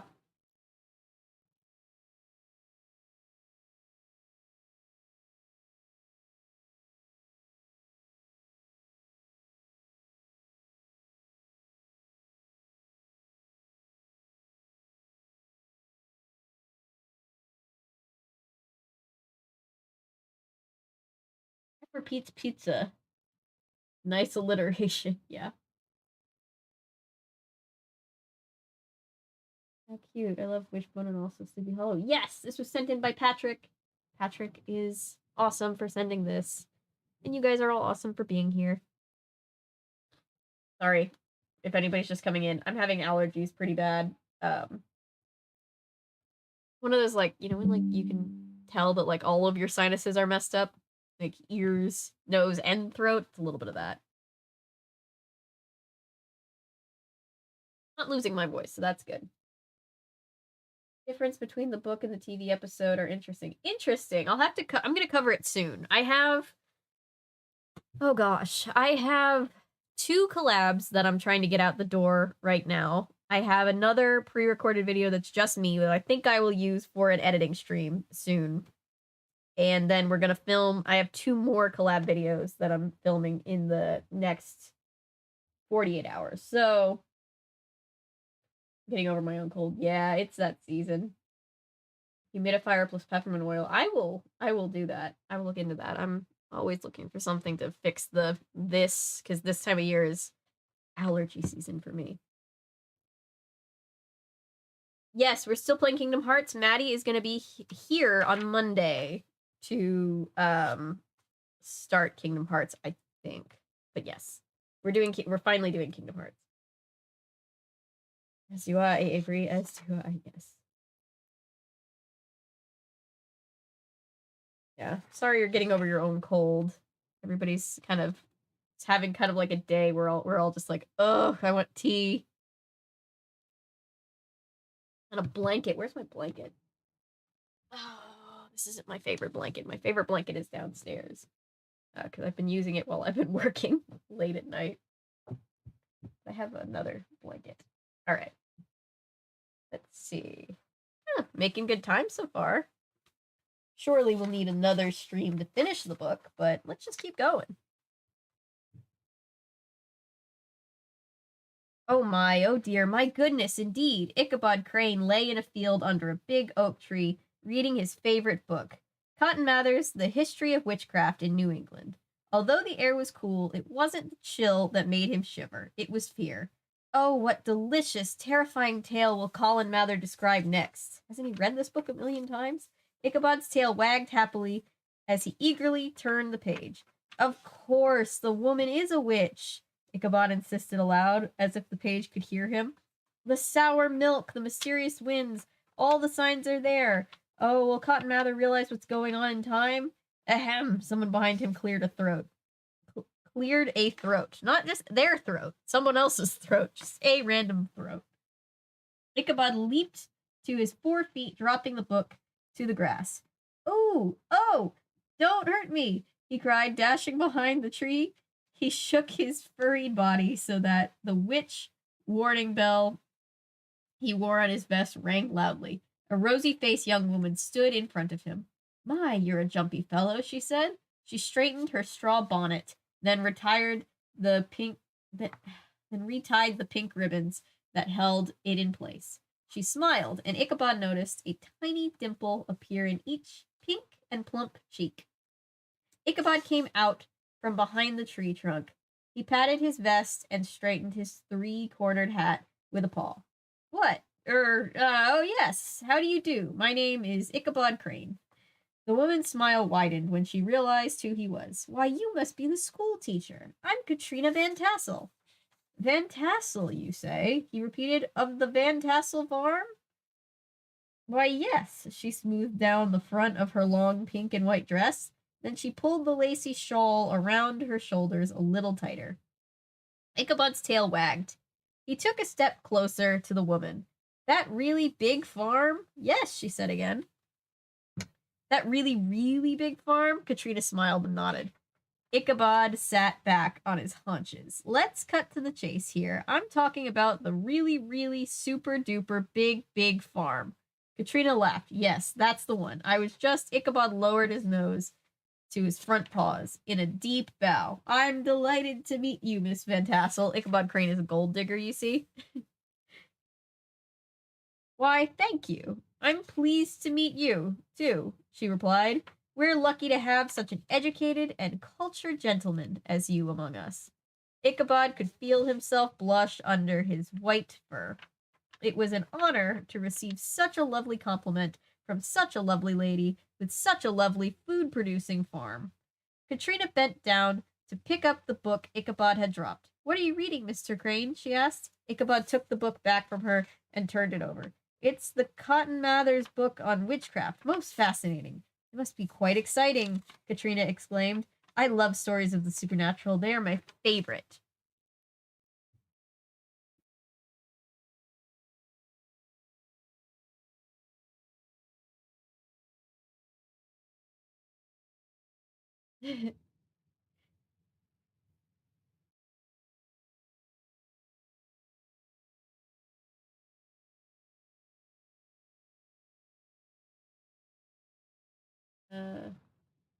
Flirting with a dog, right? Streams are so fun, especially when you make new friends. Yes, stream friends!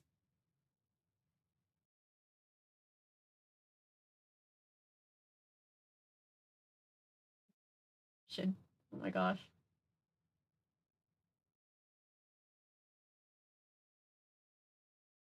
Mister, we're watching Jack Jack. He was one of our fosters. He's been on stream before. If you hear jingling in the background, it's him.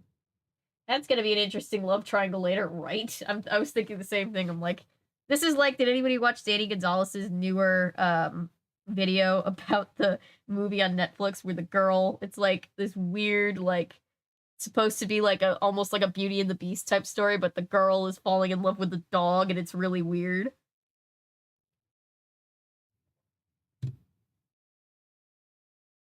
Ichabod gazed at Katrina, his tail wagging.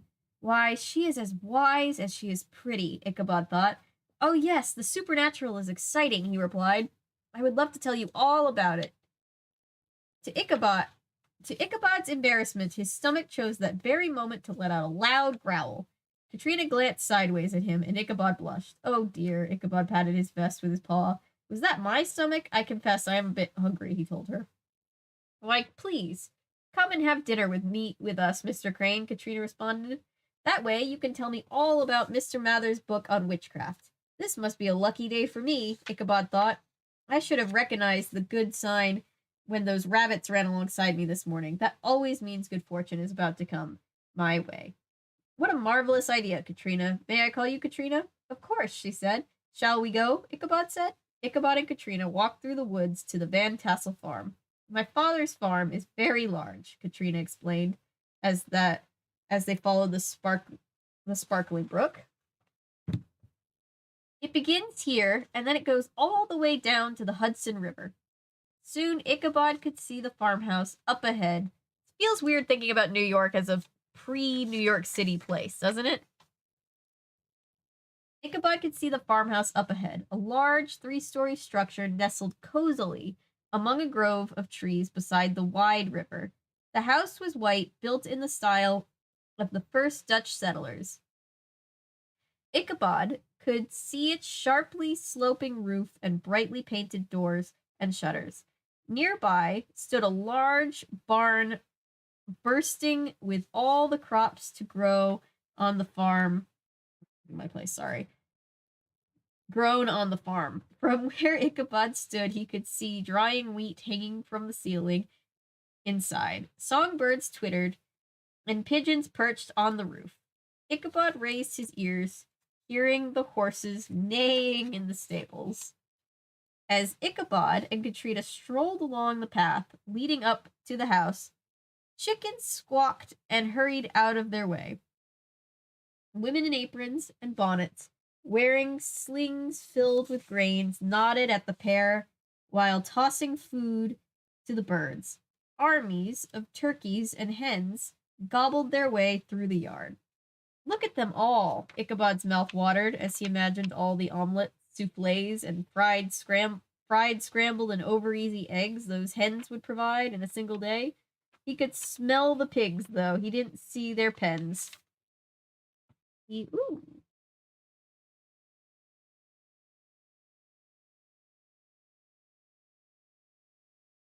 I'm gonna catch up with Chad in a second. Heard the cows mooing from their stalls in the big barn. Ichabod aimed his round brown eyes across the fields and orchards. In his imagination, he didn't see the wheat and the fruit trees. In their place, he pictured mouth-watering treats of freshly baked bread and rich, warm pies. What a life it would be, he thought, to be top dog of this place. Ichabod's whiskers twitched as he took in all the delicious smells. They included, he believed, the wonderful aroma of a tasty dinner being prepared. He could smell it as he and Katrina neared the house. His 4 legs moved a little more quickly, urged on by the scent of roasting meats. Arby's, they have the meats. Ichabod trotted after Katrina onto the wide front porch. It ran in front of the farmhouse. Benches had been built into the walls, ran the length of the porch. Katrina greeted an old woman churning butter at one of the front at one end of the front porch. Ichabod licked his chops. I bet that butter will taste awfully good melting over some hot, freshly baked bread, Ichabod thought. There's nothing the Van Tassels cannot produce on this farm, Ichabod realized with admiration, and quite deliciously.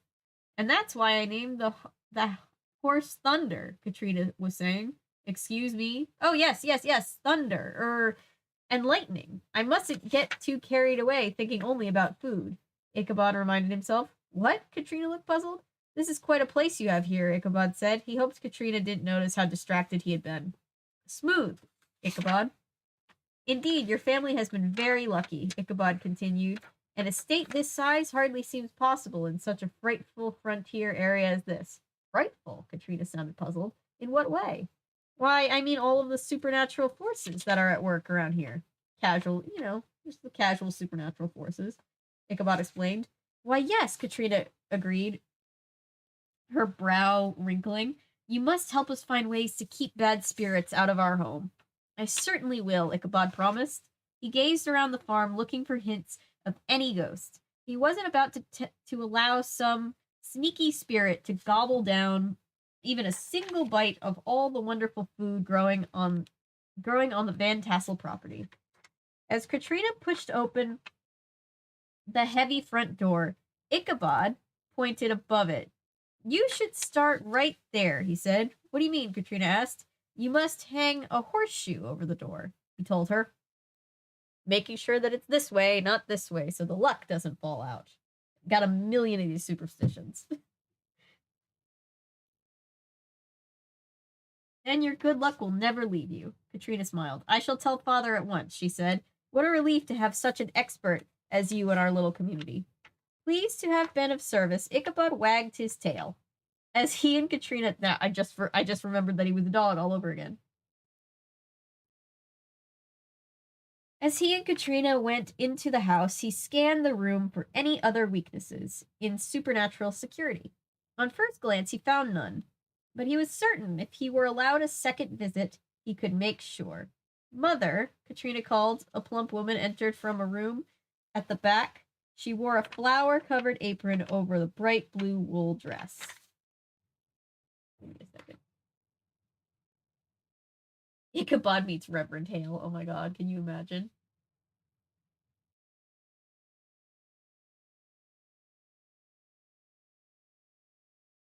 Most of the differences I have noticed are dialogue order. Interesting. I forgot that Wishbone, the main character, human love interest in the stories. I'm surprised there's no female dogs for him. I know, right? They didn't want to deal with a second dog. The creepy musicalist dog marriage movie, yes, the Danny Gonzalez one. I was watching that while I was working the other day, and I was laughing so hard. I was just like, "What is this?" The one with the super hypocritical and pedantic lake spirit thing. Yes. I can deal with the unskippable cutscene. Oh, in the middle of. So, Kingdom Hearts 2 pause screen because of course it does. I can still remember the yeah, so we're gonna start the Kingdom Hearts series finally after like having to put it off for like almost I guess it was like 5 or 6 weeks. Finally, we're gonna start on Monday unless something horrible happens, which please don't let anything horrible happen. Maddie and I have both taken turns being ill and being out of well, I haven't been out of town. Maddie was out of town. Maddie was sick.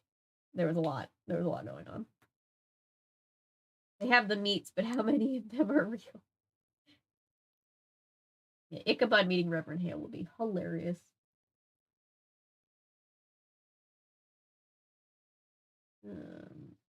Ichabod is really out here giving the most unhinged ghost busting advice. Yeah, he's like the Zach Baggins of 1812.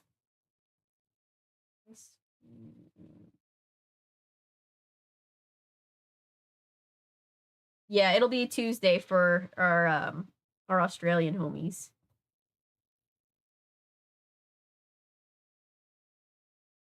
Okay, here we go. Making sure I'm in the right place.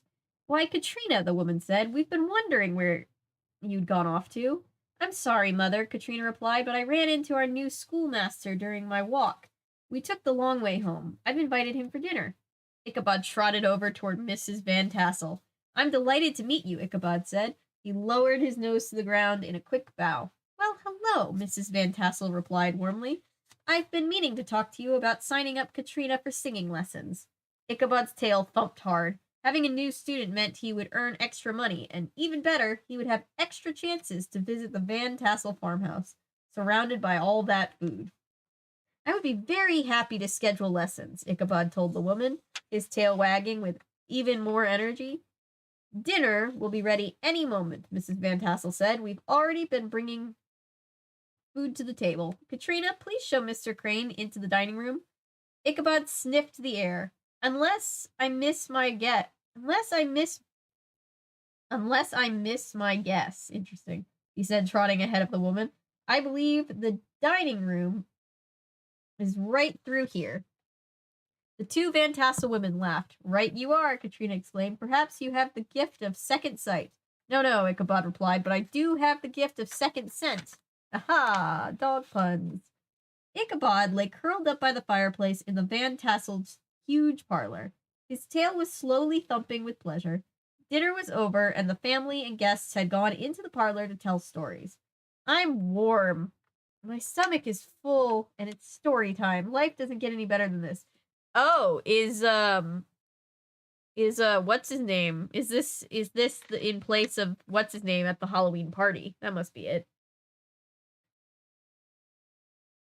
1812. What's up, demons? It's me, ya boy.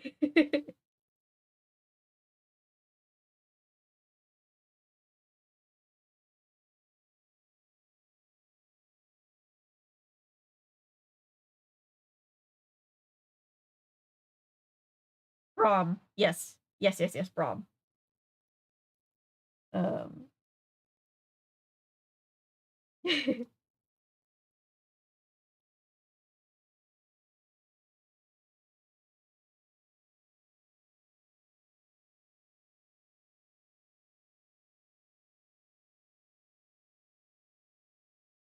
Wait, is there a holiday on Monday? Wait, what holiday is on Monday?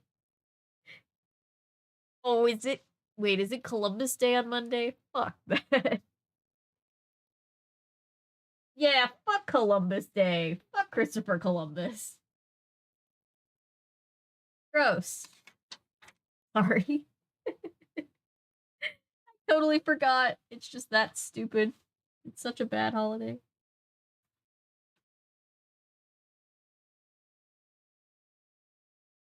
Mr. Crane believes that Sleepy Hollow is quite haunted, Katrina said. Ichabod sat up and scratched behind his ears with his hind leg. He noticed several of the dinner guests nodding. Why, yes, Ichabod said, there have been many signs of the supernatural here.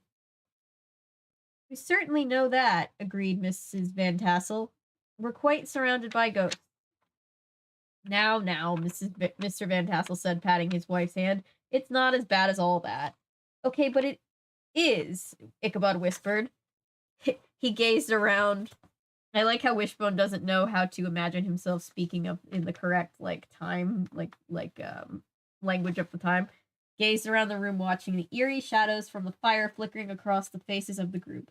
Never underestimate the ghost population. If you do, you'll find yourself up to your ears in them. His own ears pricked up just thinking about the possibility. Ichabod joined Katrina on a bench. You must know about the Headless Horseman, the young woman said. Why, of course, Ichabod shivered, remembering Andrew's mother's chilling tale of the Headless Rider. But have you heard of Major Andre's ghost, she asked. Tell me all about him. Ichabod sat up on his... Oh, I haven't read this story in a while.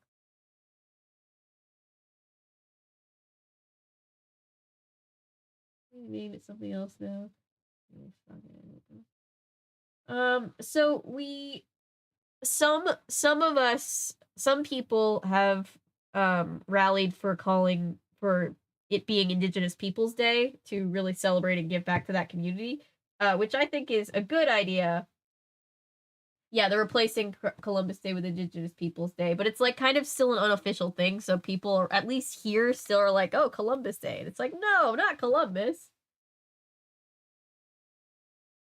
Um, we should in fact celebrate the fact that he died in jail of the exact same multitude of illness he infected on the unfortunate natives, place he discovered instead of his travels. Let's be real. Yes, that is a thing.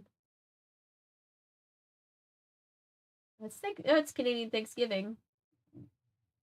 Woot woot Thanksgiving. I'm hearing the phantom jingles of Cat. Hello, Jack. Come say hi.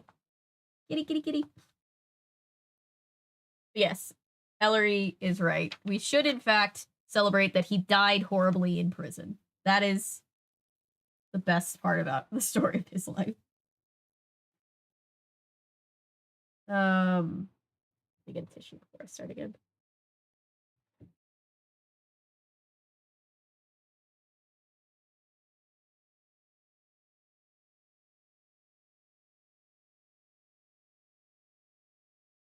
I wouldn't mind having 2 Thanksgivings.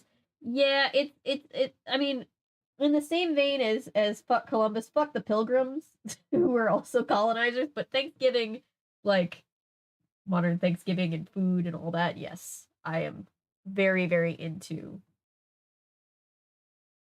the. Ooh, I got my neck to pop.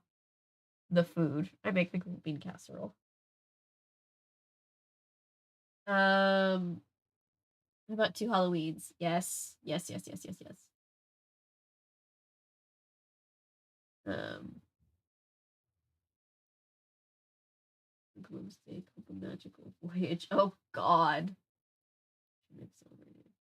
The murdering idiot to begin with. He's a dumbass who had no idea where he was going. That. He literally was a dumbass who just murdered a bunch of people. And even for back in the day, when people didn't exactly support human rights back then, the people who he was like, who were like in his fleet, like wrote in their journals, they were like, man, this guy's kind of violent. It's like he's that bad. So yes, 100% Paulo.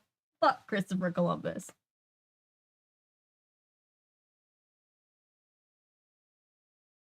Um, where was I?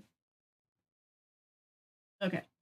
Ichabod joined Katrina on a bench. You must know about the headless horseman, the young woman said. Why, yes, of course, Ichabod shivered, remembering Andrew's mother's chilling tale of the headless rider. He just learned about it yesterday. He's like, who doesn't know about that? But have you heard of Major Andre's ghost? She asked. Tell me about him. Ichabod sat up on his haunches. Major Andre haunts the very woods around here. Katrina paused and waved towards the windows at the back of the house. Ichabod shuddered, knowing they were the very same woods that stood between him and the Van Ripper farm. He was hanged as a spy, Katrina continued. But he went to his death saying that what was happening to him was unfair. He claimed that that Benedict Arnold, a traitor in the American Revolution, betrayed him. That he probably did. His ghost has been seen beside the very tree they hanged him from. He's waiting for Benedict Arnold's ghost so he can have his revenge, a farmer said. Ichabod's fur bristled with fear. He wondered if the angry ghost might make the mistake of seeking revenge against a totally innocent person, such as a schoolmaster walking home alone. Most fascinating, Ichabod told Katrina. Ichabod Crane would have an absolute heart attack if he had lived through the creepypasta era, you know? Most fascinating, Ichabod told Katrina. We should tell Ichabod about the shrieking woman in white, another guest suggested. She haunts the dark, narrow valley at Raven Rock. She is often heard to scream out on winter nights before a storm. That valley is the spot where she disappeared in the snow. Ichabod's heart pounded. Raven Rock. Why, that sits right beside the schoolhouse. In fact, I shall be passing it on my way to the Van Ripper farmhouse. I knew Sleepy Hollow was under some sort of magic spell, but I had no idea it was completely overrun with ghosts. Hi, Jack Jack. No, Jack, don't rub on the tripod. You're gonna knock it around and it's gonna be off center.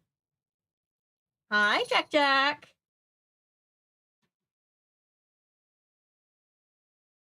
You guys can probably hear him, but you cannot see him.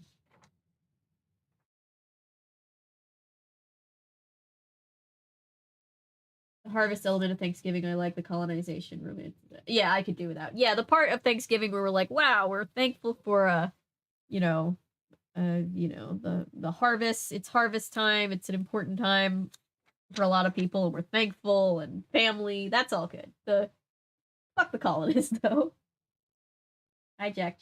Jack is he was one of our fosters, and we're watching him now. He's a sweet little cat. He would not survive a visit to the SCP Foundation website. No, he would not. Want to see Kitty. I was hoping Kitty would come and jump up and sit by us, but he just seems to be milling around doing important Kitty things. There's one of my hairs is on the book. Katrina held up a hand to quiet the group. Please, Ichabod, she said, tell us how Cotton Mather would deal with all these troublesome spirits. Ichabod felt everyone's eyes upon him. Picture. He straightened his vest with his paws, then cleared his throat. Ahem. Yes, well, come on, Ichabod, he urged himself. You can't keep your audience waiting.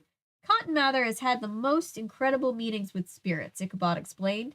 He describes the case of a very troublesome kind of spirit known as a poltergeist. A poltergeist likes to play pranks on people and make a lot of noise and pull children into TV screens, I guess. The ghost stole the pen right out of a man's hand. Then it scattered ashes over the poor fellow's clothing, hit him on the head with a shoe, and made a dish jump into the pail and splash water all over him. Ichabod shuddered. He never wanted to meet such a wild spirit. Then he had a scary thought, a thought that made his fur stand on end. What if just by retelling Cotton Mather's fur-tingling tales, he might be making himself a target for a poltergeist? From everything Ichabod had read, he knew that the spirits were easily insulted, even when a person did not mean to offend them. Perhaps I should talk about a different part of Cotton Mather's teaching. Among Mather's most important writings and his excellent studies on witches. Oh, the poor bewitched. Ichabod's voice trembled with emotion, but he couldn't stop now. He felt he had a duty to continue. Besides, a second helping of dessert might still be a possibility. What happens to them? Katrina whispered fearfully. Ichabod gathered every bit of his strength to tell of the terrifying experiences of the bewitched. Then he noticed the sunset through the window. He leaped to his 4 feet. Oh my, he cried. His sudden movement startled his eager listeners. Mrs. Van Tassel let out a shrill cry and dropped her cup of tea. What is it? Is it a ghost? She shrieked. Oh my, no, Ichabod told her. Nothing like that. It's just that I noticed the sun is setting, and I like to return home before dark. Mrs. Van Tassel's bright red face returned to its normal coloring, and the other guests let out sighs of relief. Ichabod gave his thanks for both the hospitality and the stories. Katrina stood and walked him to the door. Will you continue your stories over dinner tomorrow? Katrina asked Ichabod. Ichabod's tail wagged happily. Dinner tomorrow? Well, if you insist, he replied.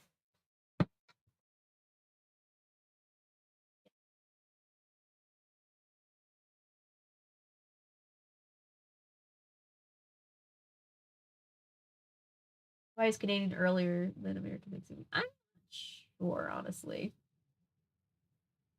Something history. Crane lived during the creepypasta era. He would either had a heart attack or a Tumblr page dedicated to one of the Tumblr sexy but creepypastas. Let's be real. Yes, he would have. Yep. Loud noises. Ichabod Crane and his perilous encounter with the Slender Man. Oh God. And you realize as an adult, you hope the horseman got the gold digger. Yeah, he's definitely not the good guy in the story. Yeah, Jack, I know. He kind of Ichabod Crane kind of sucks.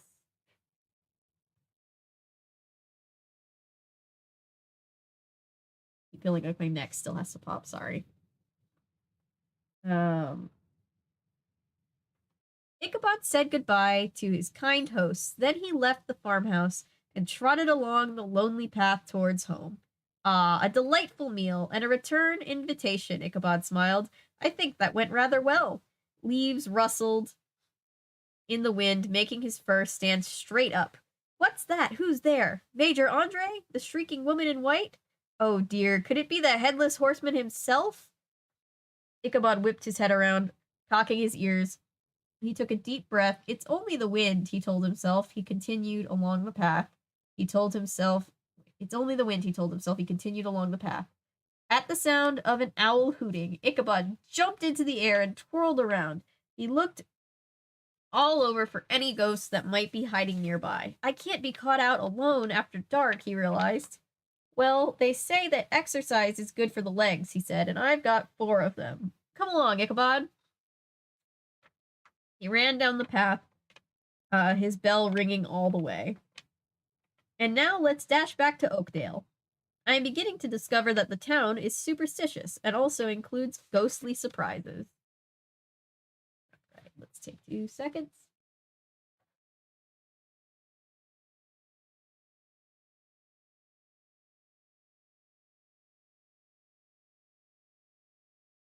Washington Irving once camped out in what's now Arcadia, Oklahoma. Oh, that's cool. I always got the impression that Ichabod Crane was more interested in the amount of food that a farm that size could produce rather than money. I mean, depends. In the original version, I definitely feel like he was more into money.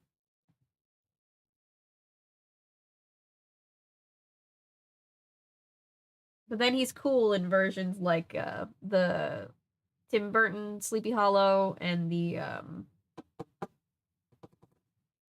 Sleepy Hollow show. Nothing wrong with Ichabod wanting to be the 1812 equivalent of a sugar baby. I mean, yeah. He's just trying to get that bag, honestly.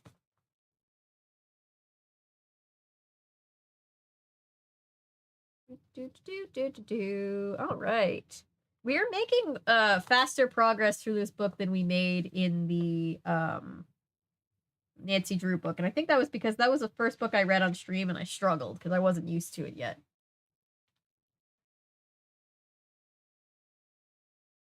Have you ever seen Shelley Duvall's Tall Tales version? I don't think I've seen it yet. They have Ichabod to be more nice guy than how he is in the original version. Yeah. I'm still hoping to be sugar baby, right? We all are. That's a dream, really. Live in the dream. Okay, Joe. Big throw this time. Wishbone raced ahead. Wow, I'm sure glad I'm much more comfortable reading now. Andre, I've seen it. It's good. Okay, cool. I definitely want to watch it.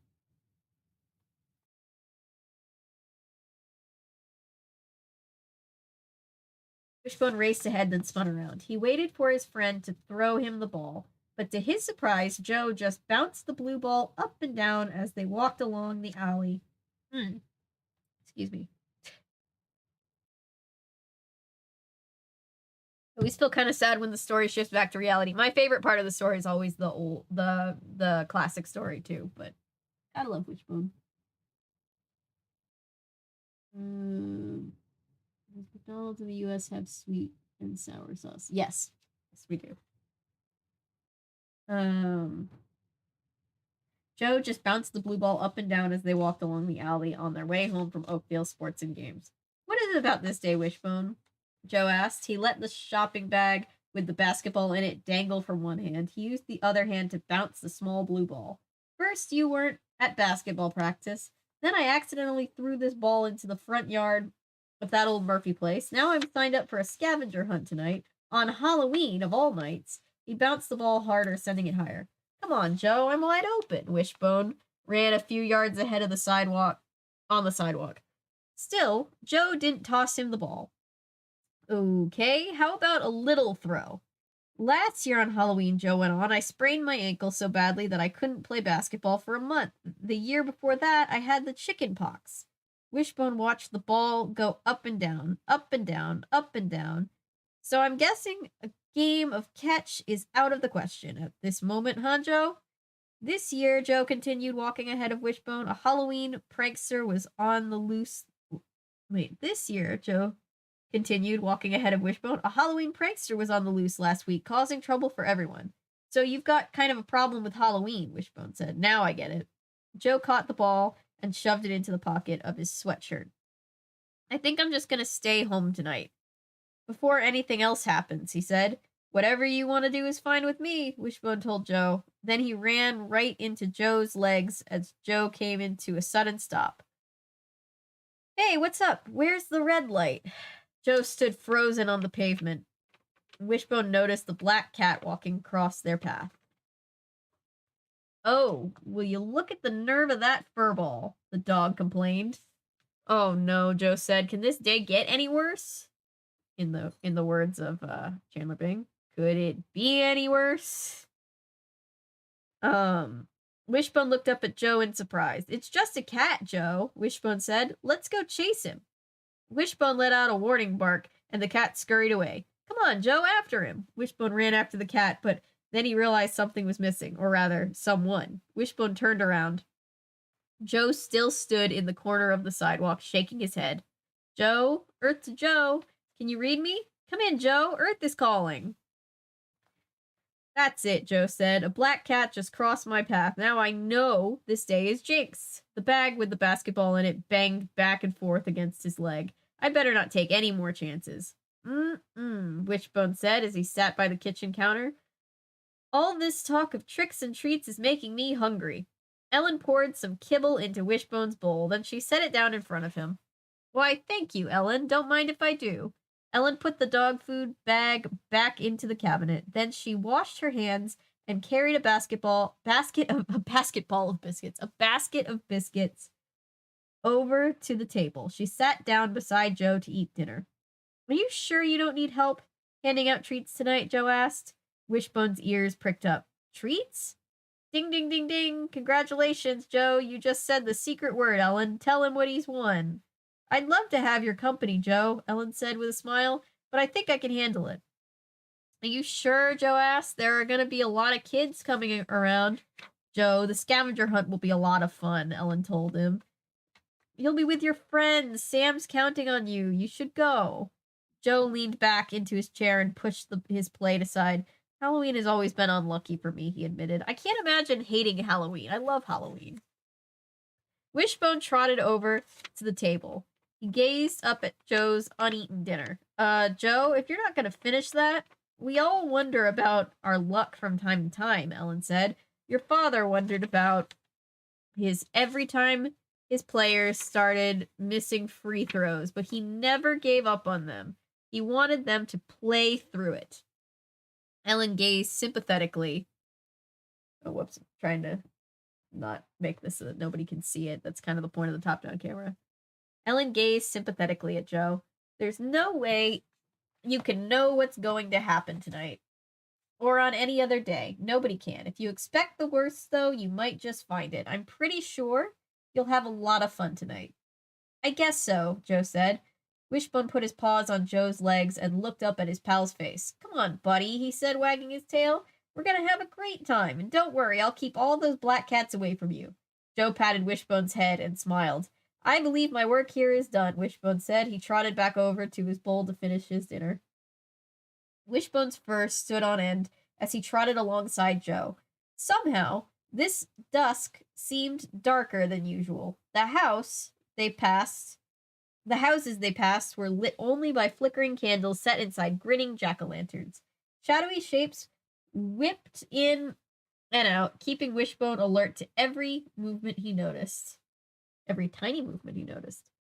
There they are, Joe, Wishbone said with excitement as he and Joe entered Oakdale Sports and Games for a second time that day.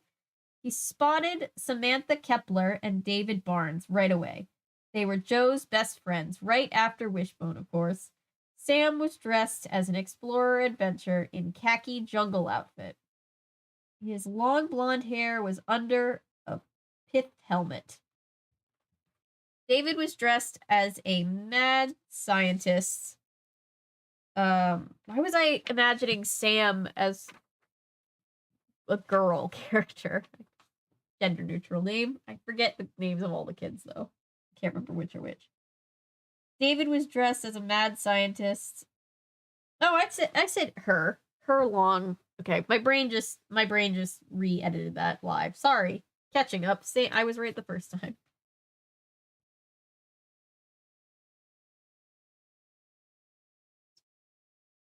Ellen was the OG cool TV mom, yes. Wouldn't mind going on a scavenger hunt myself. I'm going on a scavenger hunt with a couple of friends next week. I don't know what to expect, but hopefully we win and crush all the other teams. No, I'm just kidding. Joe, throw the ball for Wishbone. Agree. Maybe a sugar baby was possible. Yeah, that's the dream. Don't blame a black cat for your day being jinxed, Joe. It's one of those days, right? Don't blame the cat. Let's see. Okay, sorry, lost my place. Where was I? Her long blonde hair was under a pith helmet. Davy was dressed as a mad scientist in a lab coat and a pair of glow-in-the-dark psychedelic glasses. Yep, Wishbone thought as he and Joe approached them, those costumes fit those two to a T. Sam was ready for adventure as Wishbone was, and David was a science whiz, building and inventing all kinds of interesting gadgets. Great costumes, you two, Joe said, greeting his friends. Joe was dressed as a SWAT team commando. He wore a black turtleneck under green and brown camouflage fatigues. His hat had the same kind of camouflage pattern on it. He was also wearing heavy black army-style boots and black gloves. He looked ready to take on anything. I love my black army boots. My cousin was in a Wishbone episode once. She played with me. Oh, that's so cool! I'll have to look that up.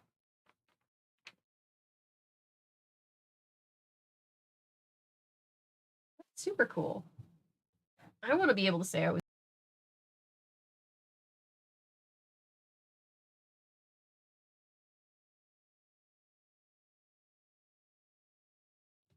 I wonder if one day in like 20 years, something that I worked on will be nostalgic and I'll be able to be like, yes, I was in that. Stranger Things is already a big enough deal that I can be like, yes, I was in that. But that's really cool. Wishbone is cooler than anything I've done.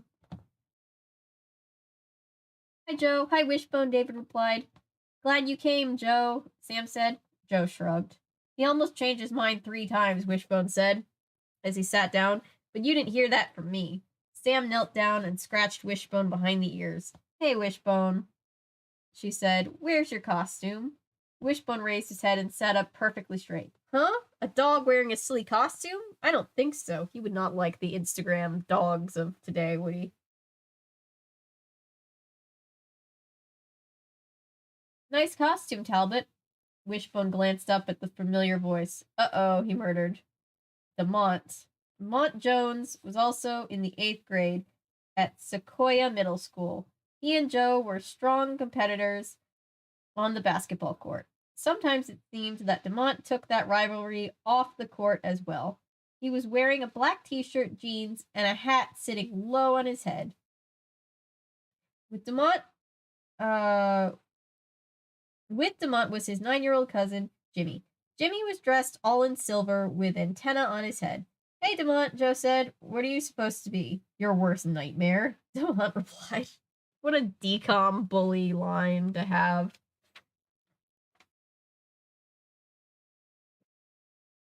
Yeah, I should. I would love that. Or a meme like Stormtrooper hitting head on ceiling. Yes, I would love to be a meme.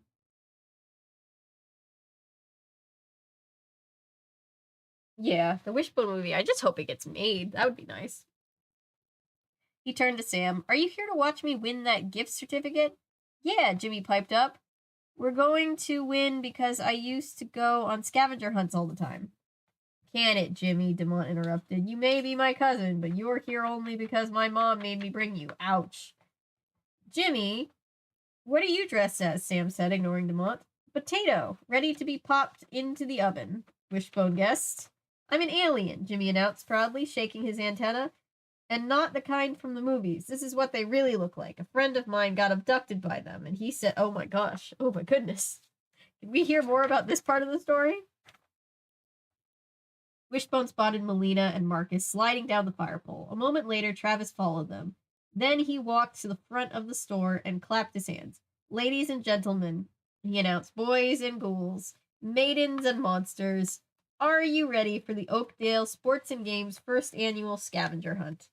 All the kids cheered and clapped, everyone except Demont, that is. Wishbone noticed. Now, this is no ordinary scavenger hunt, Travis continued. On this particular search, you'll have to be quick-witted as well as quick-footed. Wishbone glanced up at David, Sam, and Joe. I'd say among the four of us, our team has those bases covered. Okay, here are the rules, Travis said. There are 4 teams.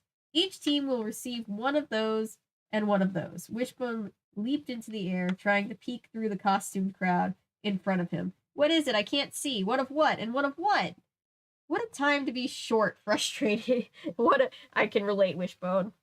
Frustrated, Wishbone raced through the legs of the crowd so that he was able to find out what Travis was holding. I'm glad he doesn't get stepped on. He spends a lot of time running through crowds. A miniature jack-o'-lantern and an envelope. Got it. His curiosity satisfied, Wishbone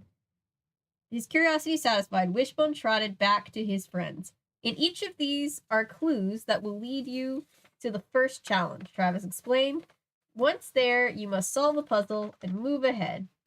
Your chances to advance will get tougher with each challenge. Finally, when only 2 teams remain, they will go on to take the most chilling challenge of all. And the prize, Travis paused and grinned at the crowd, a $100 gift certificate to shop at Oakdale Sports and Games. All the kids cheered again. Demont just crossed his arms over his chest and looked bored. You don't fool me even for 1 second, Demont, Wishbone thought. You're interested just like everyone else. Not everyone can win the grand prize, Travis added, but don't worry, there will be plenty of smaller prizes. Now, if the team captain will raise their hands, we'll pass out the first clue.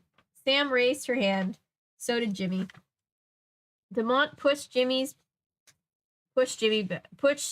back down, then raised his own hand. Oh man, poor Jimmy. The store employees moved through the crowd, passing out the clues. Soon each team captain held a small plastic pumpkin and an envelope. Wishbone could feel the excitement growing. Now, good luck and be careful, Travis grinned. You never know what kind of ghoulish surprises you'll find on a night like this. Don't remind me, Joe said quietly. So quietly that Wishbone was sure he wasn't the only one who had heard him. He was the only one who heard him. Ready? Travis said to everyone who had gathered around. Open your clues. All around Wishbone, teams grouped next to their captains, reading the clues. Everyone except Demont. He walked up to Joe. You feel lucky? He asked, his face inches from Joe's. Don't be surprised when I win that gift certificate. Wow, I can feel the tension right now. Down to my whiskers. Such competition, Wishbone observed. There are 4 teams, but there is only one grand prize. Ichabod Crane is seeking a prize as well. Katrina Van Tassel, however, I can't. Give me a second. Ichabod Crane is seeking a prize as well. Katrina Van Tassel. However, he is not alone in his goal. Every young man in the valley wants to go impress her. Only time will tell if the signs will point to Ichabod as the lucky winner. Oh my gosh. I'm sorry, just a casual. My friend got abducted by aliens. Can we get more on that story? Yeah. Oof, yeah. Potato.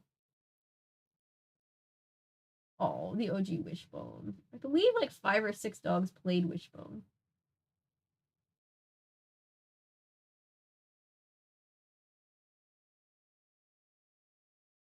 The Wishbone movie. That's gonna be so cool. Yeah, I want to know more about this. Aliens? I want to know more about that kid. Is that kid okay? Total of 7 dogs played Wishbone. Nice, I was close-ish. Wouldn't compete in that scavenger hunt, lol. And they regularly casted local actors from a theater in Dallas. That's cool.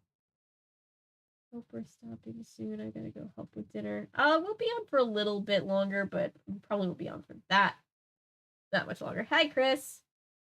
Like the Goonies t-shirt. Thank you. It was a Goodwill find. It's very soft, too. I like it a lot. Did you know that the actor who played DeMont Jones is the son of Rick, the creator of Wishbone? I didn't know that. That's cool. Grandson of the late Richard C. Leach, the founder and chairman of Lyrick Studios. That's very cool. I didn't know that. I was shocked Wishbone never did Little Women. They never did Little Women. Interesting. I get why, just because Wishbone's a boy and they couldn't make him one of the girls. Is that why we got robbed? To be fair, Jimmy is a very minor character, so his stories won't be much in the way of detail, true. But I am interested. Wishbone could be any of the Little Women. If we're already, I cannot imagine that gender is more important than the fact that it's a fucking dog. Yeah, he could be Lori. He could be he could be one of the male characters, but usually they want him to be like one of the main characters, you know? I think that's why they didn't do it, but like it doesn't matter. Yeah, he could be any of the male characters. I'd love to see that. Someone give Jimmy a spin-off series. Yes, please. Wishbones just starts following around Jimmy and being like, "Hey Jimmy, so you said aliens?" I'm leaving, I hope to finish the book with y'all later. Bye. VOD'll be up, so if you want to get caught up, it'll always be there. See you later. Saw an image of a version of Aladdin on VHS. My Good Times home video, and even the cover looked very Disney-ish. It's like, wow, not even being subtle here, are we? No, Good Times was known for that. I need to cover more Good Times videos. I keep forgetting. At this point, maybe we could do some for Fairy Tale February. But I know February is a long way away, but I should cover more of them because they are very, very bad.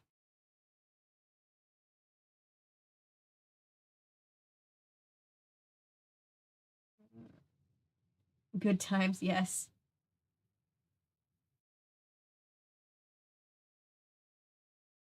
Yeah, Good Times did a lot of those. They were very guilty of like trying to capitalize on Disney's success, like in the 90s especially, but did you ever cover Dinfo Pictures movie? I don't know that I've ever seen a Dinfo Pictures movie, but I'm always open to anything.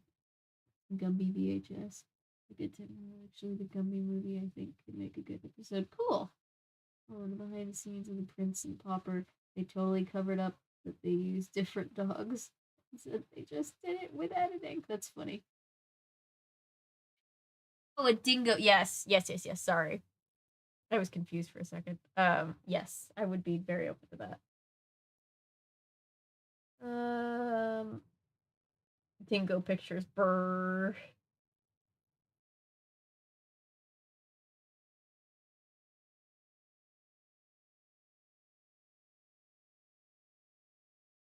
Yeah, it was. I read DINFO and I was like, what?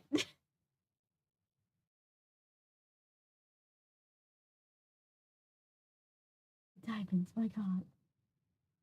Alright. Yeah, those are good versions.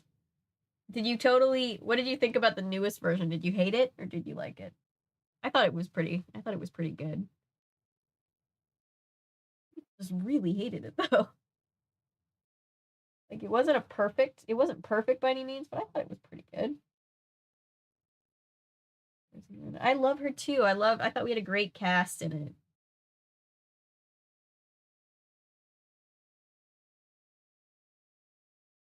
Oh my god, I haven't thought about the thumb shorts in years.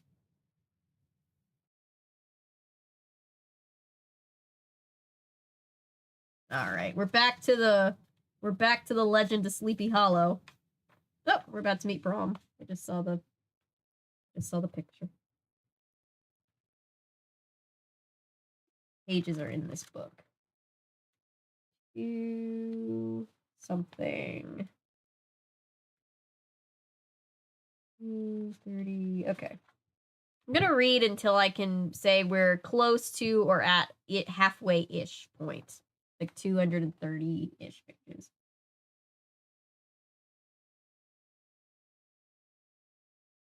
Brom Bone. The Monsters movie, revisit the Frankenthumb. I love it. I mean, both ways that you spell Brom is correct, Patrick. I'm not sure how this Brom spells his name, but both are acceptable. We'll see. Let's see how he spells it. Excuse me, pardon me, coming through. Ichabod darted in and out of the legs. Again, always weaving around legs about to get stepped on. Darted in and out of the legs of the long row of gentlemen lined up on the Van Tassel's wide front lawn. He could see Katrina. I almost called her Catherine. That's not her name. He could see Katrina sitting on a bench on the front porch. She was surrounded by her suitors, the young men eager to date and marry her. They have to explain to children what suitors are, you see. All held bouquets of flowers, hoping to be the lucky man. So what if there are more men waiting to see Katrina than there are in all of Sleepy Hollow? People are traveling from out of town? Damn. It's only I who can possibly win her heart. Who among them could instruct her in the supernatural and share scary tales? Who among them had dinner with the Van Tassel family 2 evenings right in a row? Not to mention our love of singing. Ichabod had begun Katrina's singing classes after dinner the day before. Ichabod burst into a few notes of the song he had been teaching Katrina. A flock of crows cawed loudly and took flight. I don't think she's getting a very good education. Hey, Jay! We're taking a break from Scooby tonight and probably also tomorrow night, because I highly doubt we'll probably read half tonight and half tomorrow night, to read the Super Adventures of Wishbone, the Legend of Sleepy Hollow. And we're having a lot of fun. There's an ice cream shop. Ooh. Yes, I can just hear Bing Crosby, too. I'm pretty sure that the Disney Sleepy Hollow is the reason why I've always loved Bing Crosby. I just grew up, it's such a familiar sound.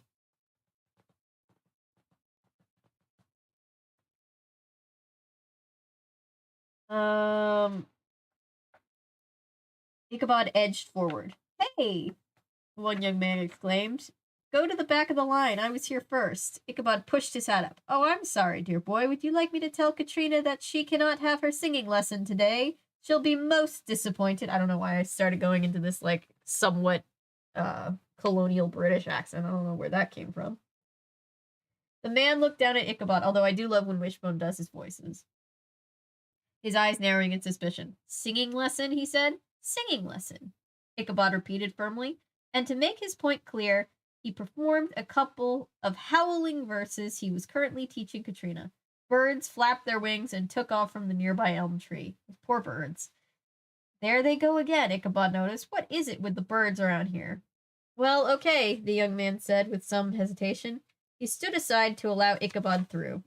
I'm so clever, Ichabod thought. Sometimes I even impress myself. Hello, Katrina, Ichabod called, trotting up the steps to the porch. The young man sitting beside her glared at him, but Ichabod paid no attention to him. I'm terribly sorry to interrupt, but it's time for your singing lesson. Oh, of course, Katrina replied. She smiled sweetly at the young man, then stood up. The sound of thundering hooves behind Ichabod made him jump. He whirled around on all four legs and watched a large, powerfully built horse racing up the lawn towards the house. We'll see what Brom... Oh, it's Brom, B-R-O-M, Bones. Interesting. We'll see what Brom Bones thinks about your so-called singing lesson, the young man said as he left the porch. The rider pulled back sharply on the reins, causing the horse to rise up onto its back legs and whinny. Then it dropped its hooves again to the ground. Ichabod recognized the rider as Abraham Van Brunt. He was a tall, broad-shouldered man with thick, curly black hair. He was known to all by his nickname, Brom Bones. Ichabod wondered if the bones referred to those that Brom had broken. Brom was always ready for a fight, or contest, or prank. He was also known for his skill on horseback. I keep saying that now that I'm an adult, I feel like not dichotomy. It's not. What am I trying to say? The relationship between Ichabod and Brom is that of Dwight and Jim from The Office.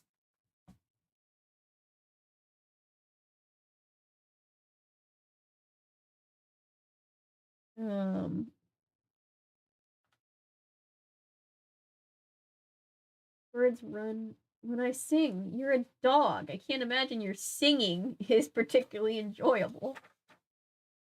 Got Big Crosby did the Disney version. Yes. Oh gosh. Was me blew off. We've been having this like annoying fly just like all around the house and nobody can kill it. We're all just super annoyed. Issue.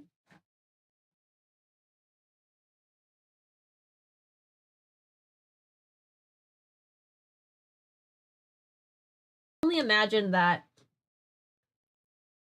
I can only imagine that when Ichabod is singing, it's just a dog, like, oh, just howling, you know? It has to be it, right?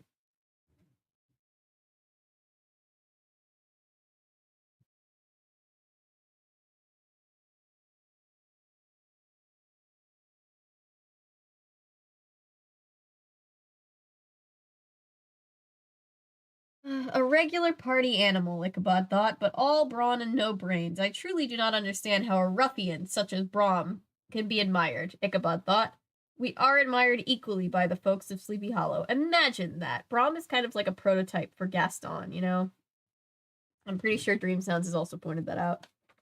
Ichabod found it surprising that Brom was asked to settle all arguments in Sleepy Hollow and the surrounding area, even though he was well-known practical joker and prankster. Not just a practical joker, but also a prankster. Ichabod thought, who would argue with a man built like a tree? The moment Brom rode onto the scene, all the other suitors vanished.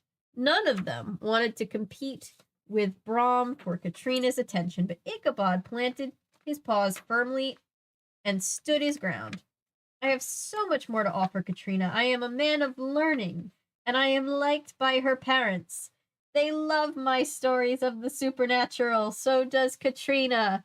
Surely even Brom will realize that he is an unsuitable suitor. Hello, Brom, Katrina called from the porch, her eyes twinkling. That was judgmental. It's like, hello, Brom. He thinks he's cute. The pitch-black horse snorted and pawed the ground. The horse's name was Daredevil. Ichabod thought the name matched the personalities of both horse and rider. Ex-Ichabod fanfic has to be a thing, right? Oh, definitely. It seems like prime fuel for rivals to lovers fic. Oh, for sure. God, now I'm gonna have to resist Googling out of my own morbid curiosity. We've been watching a lot of Monk and theorizing on how many, if any, Randy Disher fanfics have been written. Because there's gotta be a couple at least.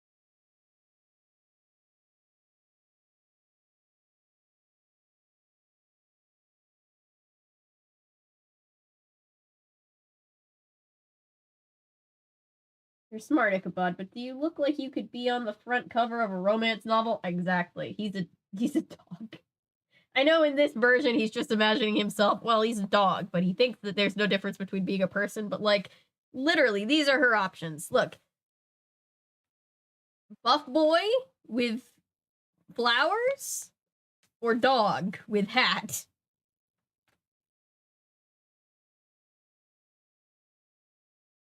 Yeah, thank you. Yeah, the allergies are just being allergies right now. I'm good, but thank you.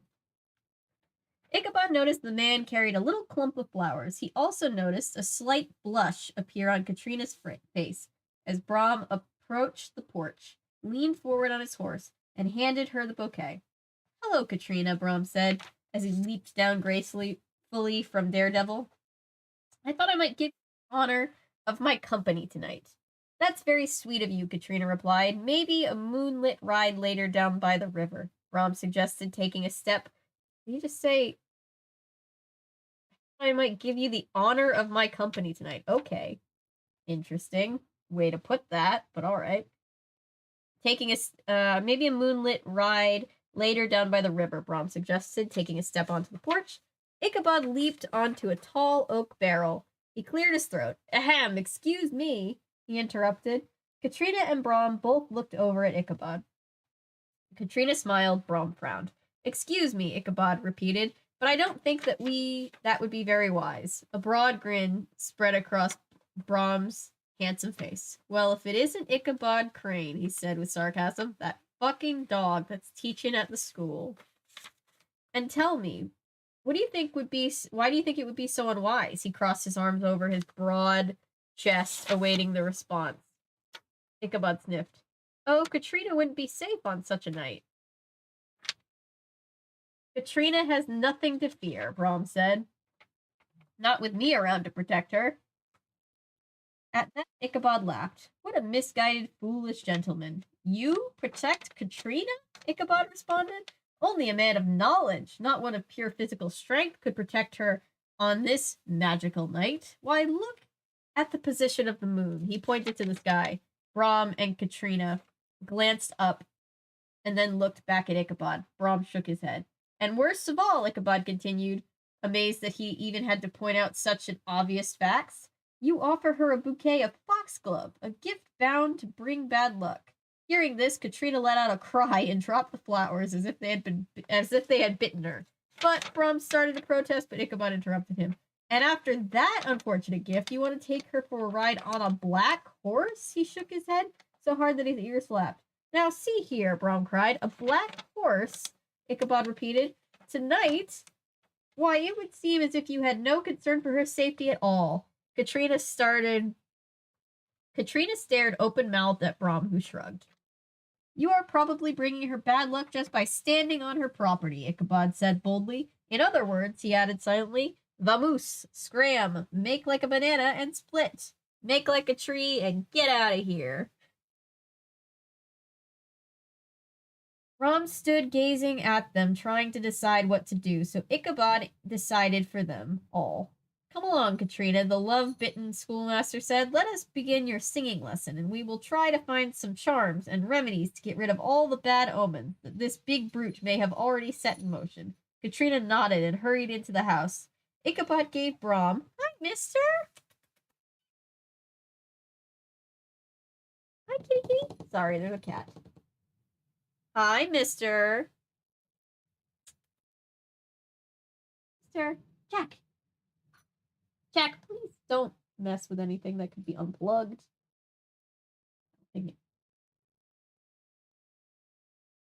Hi, mister.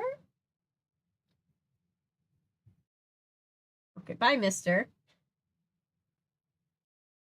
Why should you protect her over me? Because you're strong and I know a whole lot of superstitions and witchcraft. Exactly. I'm back for a little bit. What did I miss? We're reading the part where we meet Brom Bones and Ichabod is using his witchy knowledge to outsmart him, trying to get Katrina. Come here, honey. Jack. I'm sorry, I'm trying to call the cat. Brom has arrived, yes. You with the broad muscles?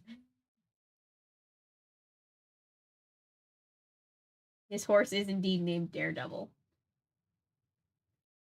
To be fair, I would probably choose the dog with the hat over a man. Fair. I get where you're coming from. Oh, they're spelling it B-R-O-M. Sorry, I didn't see the question. It's all right now. I have never been to Sleepy Hollow. I used to think it was a fictional place. To be fair, as a kid, I thought it was a fictional place.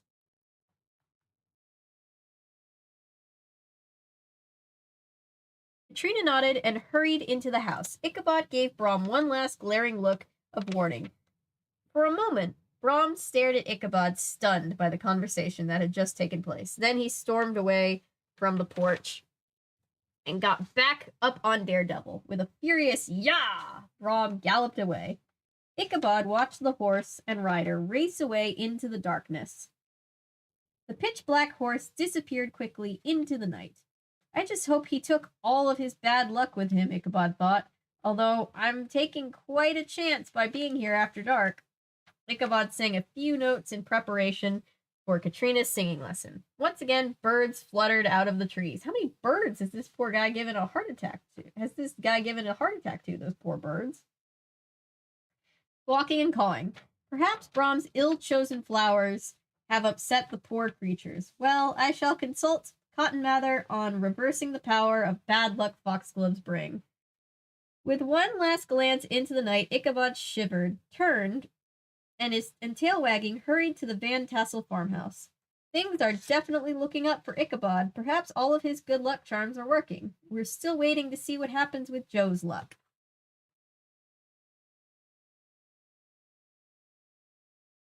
Okay. So I wasn't that dumb of a child.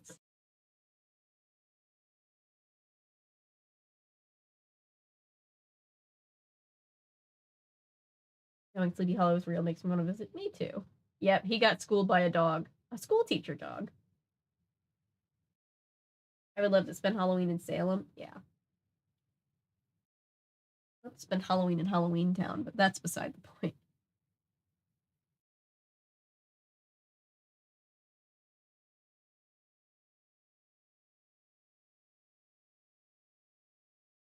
Alright, let's keep on trucking. Wow, Wishbone exclaimed, his head whipping back and forth. What a wacky-looking bunch of people. Everywhere that the terrier looked, ghosts, witches, a television set, pumpkins, and pirates strolled the dark streets outside the sporting goods store. A television set? That was my question too, Wishbone. I don't know, I'd better keep an eye on things. He leaped up onto a bench located outside of Oakdale Sports and Games, where his friends sat puzzled over the first clue in the scavenger hunt. Sam pulled a flashlight out of her pocket and then reopened the envelope. David and Joe leaned in close to her. Could you read that again? David asked, squinting through his bright green glasses. Sam grinned and removed David's glasses. Thanks, he said. Much better. Yeah, Sam, what's the first clue? Wishbone asked. Sam aimed the flashlight so she could read the clue written on a sheet of Oakdale Chronicle stationery. When a wand is transposed and Gil has more... when a wand is transposed and Gil has more, we don't say that word, gallery will be easy to find. If you follow the flamingos to a deafening roar, you won't be left behind. She shook her head and looked at Joe and David. The friends sat silently for a moment. Let's think this through, David said. What about the pumpkin that Mr. Del Rio has given each team captain? Joe suggested.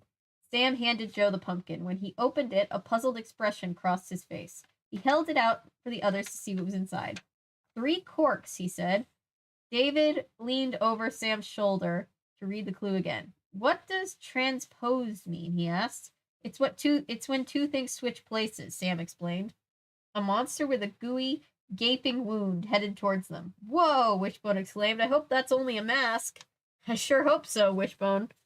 Hope he's hastening to a doctor if it's not. But his friends were so involved with the clue, they didn't pay any attention. Who's Gil? Joe asked. Gil Brady? Sam suggested. In the 5th grade? Joe shook his head. I don't think so. Sam leaned again back of the bench and let out a sigh. And what does the Oakdale Chronicle have to do with it? Wishbone wagged his tail. Oh, Joe, look, a clown. Joe didn't answer. These guys are completely focused on figuring out the first clue. Maybe they need my help. Wait, David cried. Look at the words. He pointed out the words. When a wand is transposed, a wand. Wanda, Sam exclaimed. Wait. Okay. And Gil has more. David continued, nodding his head. Gilmore. Wanda Gilmore, Joe said with a sense of excitement. Wishbone's ears pricked up at the mention of the Talbots' next-door neighbor. Feeling his friend's excitement as they solved the puzzle, he stood and barked encouragingly. Wanda owns the Oakdale Chronicle, Sam pointed out. She's a boss lady. We love that.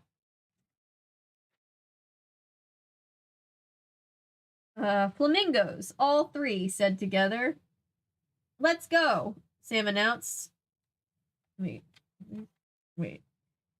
Yeah, flamingos. Okay. All three stood and headed towards Wanda's house.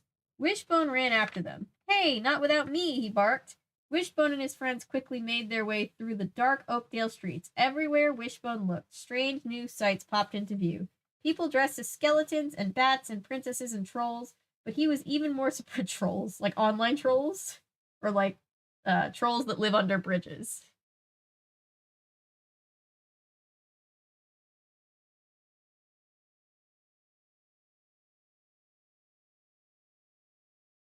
While pointing out the places from Washington Irving's original story and I'm pointing out all the hocus pocus places. Oh, I love that. Spending Halloween at Halloween Town would be a dream. They really do like giant jack-o'-lanterns in Salem. That's cool. Wishbone and his friends quickly made their way through the dark Oakdale streets. Everywhere Wishbone looked, strange sights popped into view. People dressed as skeletons and bats, as princesses and as trolls, but he was even more surprised by the sight awaiting him at Wanda's house. Will you look at that? Wishbone stared at Wanda's house. Black plastic was wrapped around everything except the steps leading up to her porch. Cobwebs hung from the roof, and a banner of tiny ghosts fluttered in the breeze along the edge of the roof.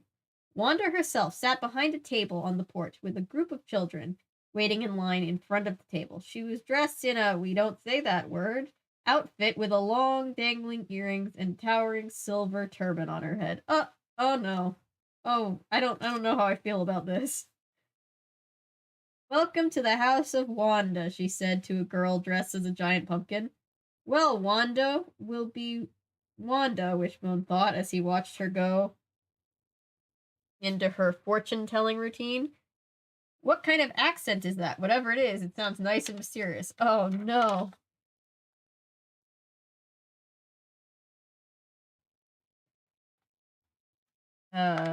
He's dressing up like a horrible stereotype for Halloween. Wonder what the future holds, Wanda said. Well, you have certainly come to the right place. Let's fire up the crystal ball. Wishbone cocked his head to watch. Wanda shut her eyes and waved her hands over the large crystal ball on the table in front of her. Nah, I don't think this odd behavior comes as a surprise to anybody, Wishbone thought. In fact, I'd say she was in her element. Vroom, vroom, vroom, she said like a car engine revving up. Okay, crystal ball, prepare for takeoff, Wishbone watched. Wanda and the crystal ball carefully. He watched them both carefully. Ready, set, predict. You're going to be very successful gathering candy tonight, Wanda predicted. Show me your palm. The trick-or-treater held out a hand, and Wanda dropped candy into it. And your luck begins now, the pumpkin giggled, then dashed away. The next child in line moved into her spot on the other side of Wanda's table. So do we have time to get our fortunes told? Sam asked with a grin. Ooh, you can see a clown over here. Maybe I should, Joe said. Then he shook his head. Then again, maybe I'm better off not knowing. Hey, look, David cried, the flamingos. Wishbone trotted over to the row of pink plastic flamingos that lined the path around the side of Wanda's house. So has Wanda told your fortune yet? He asked the fake birds. Any chance of flying south this year? Then Wishbone saw Joe, David, and Sam hurrying to the back of the house. Hey, wait up, he ran after them. Her element. I didn't realize being casually problematic was considered a useful skill. Yeah, just casual, casual, xenophobia / racism on Halloween. You could be anything, and you're this. I don't know how I feel about that. Well, I know how I feel about it. I don't care for it.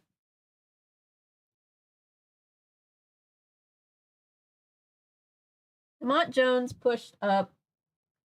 Chat keeps disconnecting and reconnecting. Okay, or is the picture going in and out, or is it just chat, out of curiosity?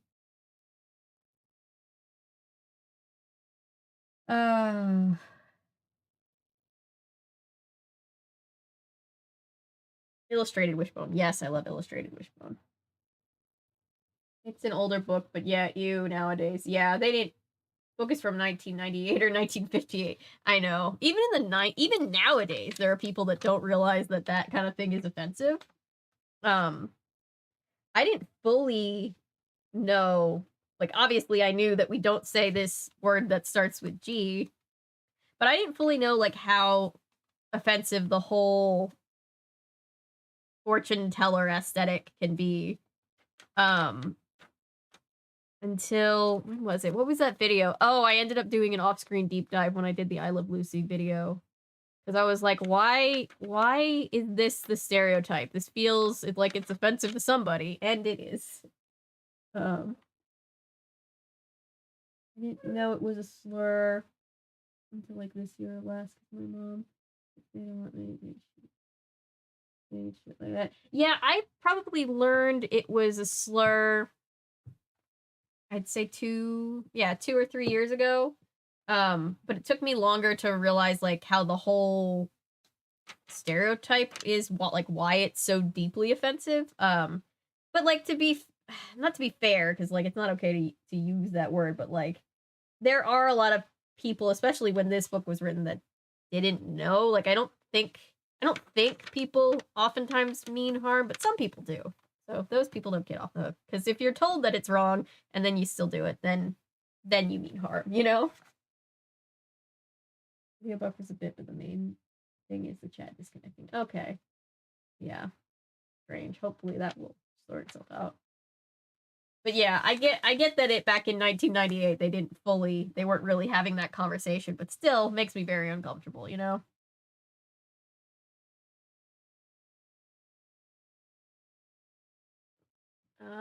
It does that after a bit, yeah.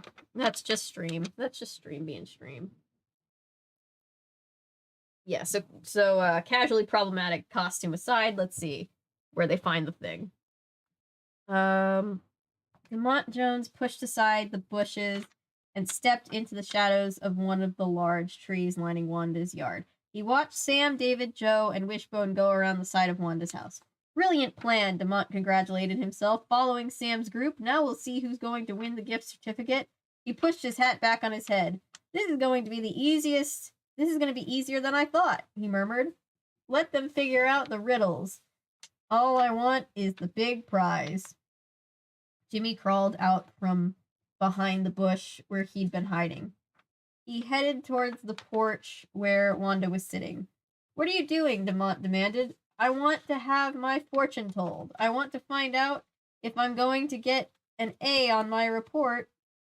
Wait, I lost my place. Behind the bush so toward the porch, Wanda was sitting. What are you doing? DeMont demanded.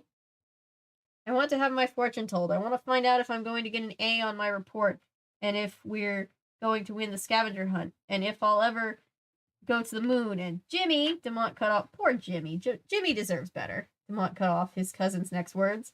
He shook his head. We don't have time for kid stuff like fortune telling, okay? Come on and be quiet. Yeah, we don't have time for fun stuff. This is Halloween. We're playing a game. It's not supposed to be fun.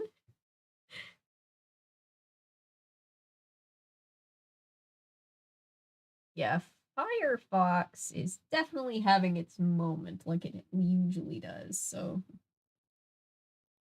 apologies if that's contributing. At least, no, I'm not going to say that. I was about to say at least we're not having the glitches for the camera, but as soon as I say that, we're going to have it, so knock on wood. Jimmy needs a spin-off and a therapist, this poor kid. I know, the poor kid. I feel so bad for him.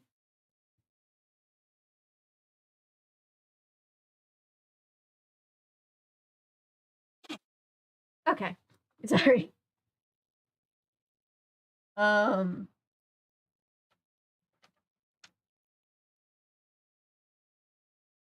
He shook his head. We don't have time for kid stuff like fortune telling, okay? Come on and be quiet. Jimmy covered his mouth with his hands and nodded. DeMont rolled his eyes. Then they sneaked around to the back of the house, making sure they stayed where it was pitch dark.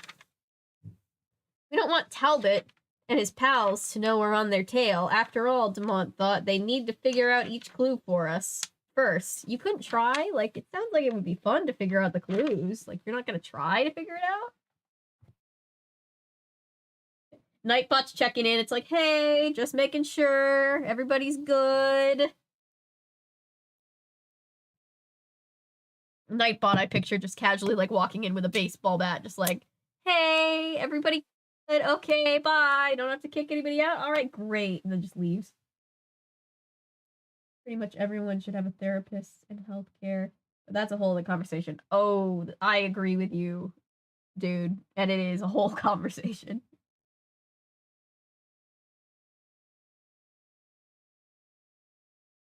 At this next birthday is going to be my fun. I get kicked off the insurance birthday, so that's going to be a lot of fun to deal with, I'm sure, and not at all frustrating.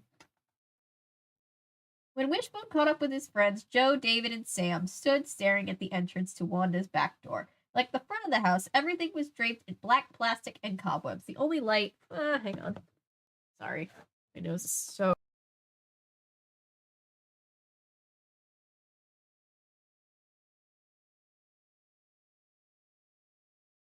Oof, yeah, the joys of getting older. Oh my gosh. Oh no. Oh, we have the word back. I don't like it.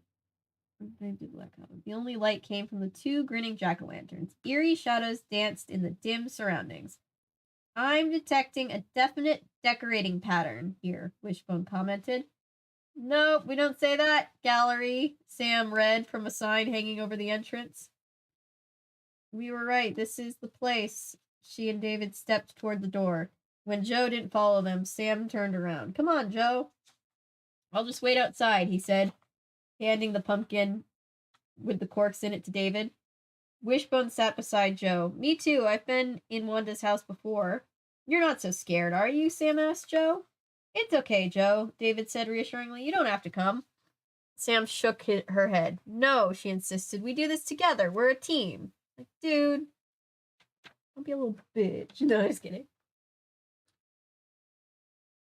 Nightbot has a TV for her head. Everyone does need to go to therapy. Fuck life insurance. Up YOLO, yeah. Yeah. Do you think Nightbot walks around just like... I feel like he quietly walks around just playing Video Killed the Radio Star.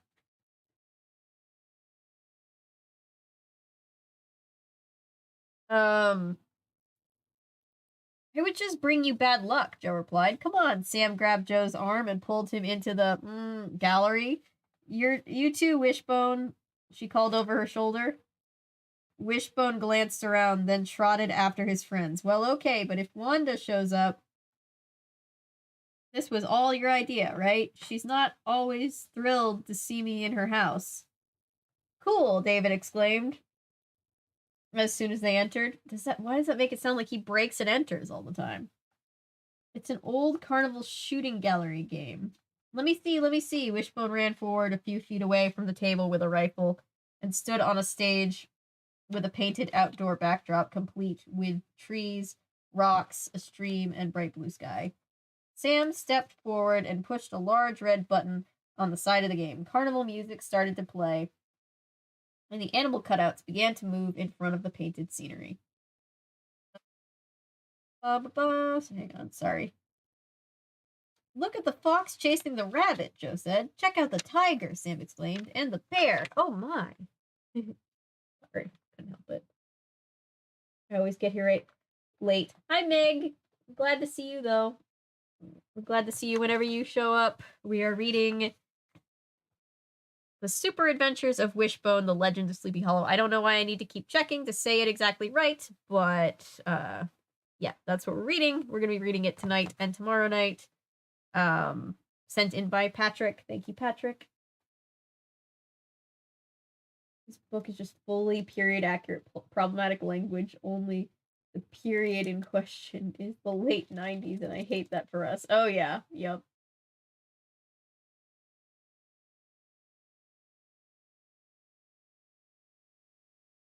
I feel like if this book were a movie, this would be the deleted scene. I kind of know what you mean, yeah.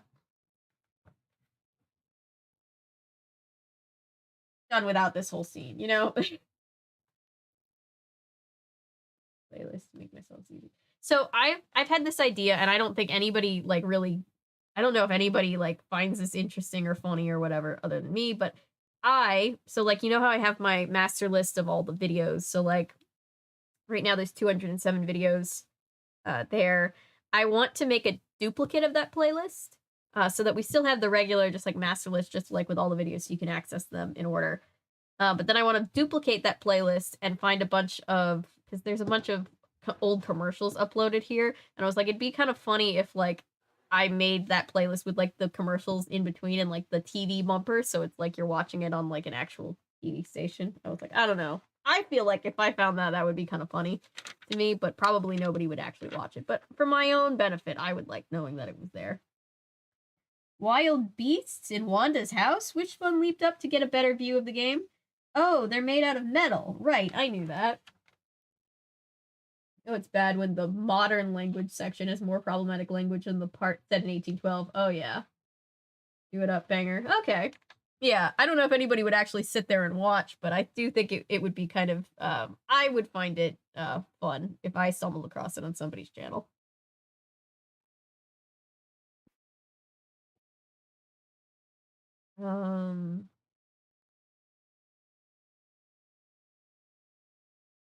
Great, Sam said, as she watched the animals move back and forth.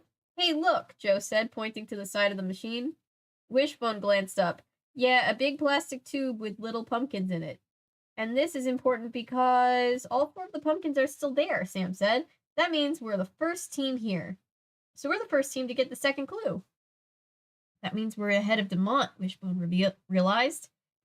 David examined the plastic tubing and the shooting gallery game. It looks like one of the pumpkins drops down. So is this just a clue just set up in a neighbor's house? This feels so dangerous. Yeah, I'll set up this random person, just have them set up this thing for the kids in this random person's house. 2-part episode. What is a 2-part episode according to IMDb? Oh yeah, okay. Cool. So it'll make sense that we're doing it in 2 parts. Yeah. And then I'll cover the whole both parts of the whole of this, the TV version of this soon in a video.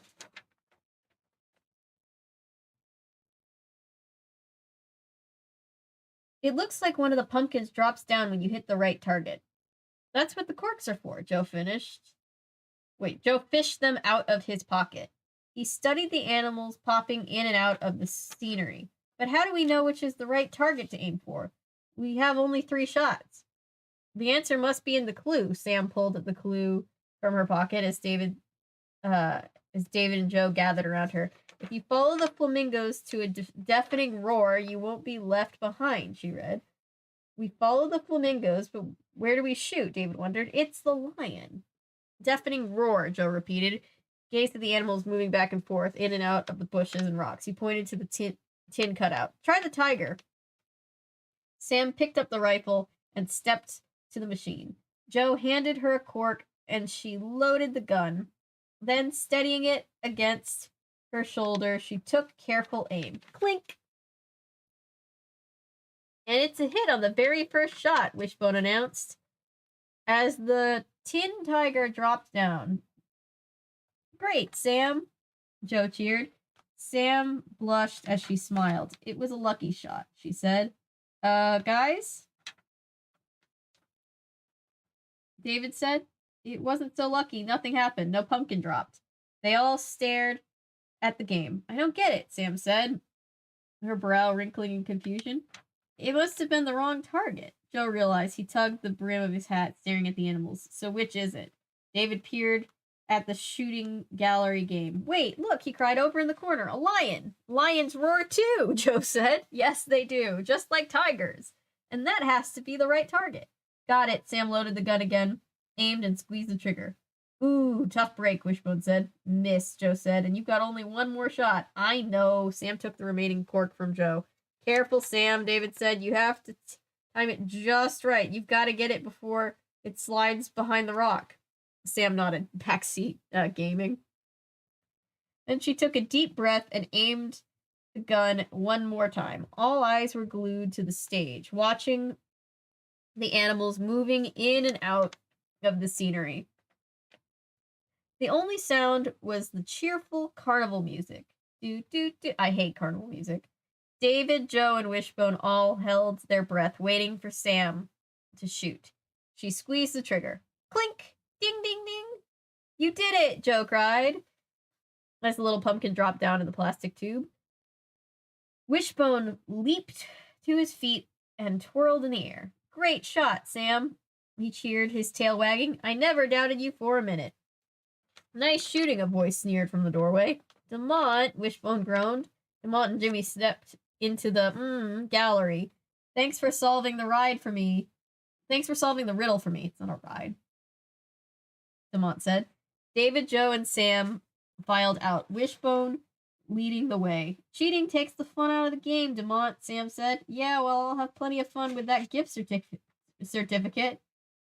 Yeah, Jimmy repeated. We'll have plenty of fun with the gift. Demont cut him off. Jimmy! Outside, Wishbone's sharp senses went into action, but he still has to, like, get the thing, right? Unless he steals theirs, which would suck. I love carnival music. It's such a mood. Okay, like, I do sometimes, like, if it's creepy to me, so, like, if you're going for a creepy atmosphere, I do think that's a good way to go.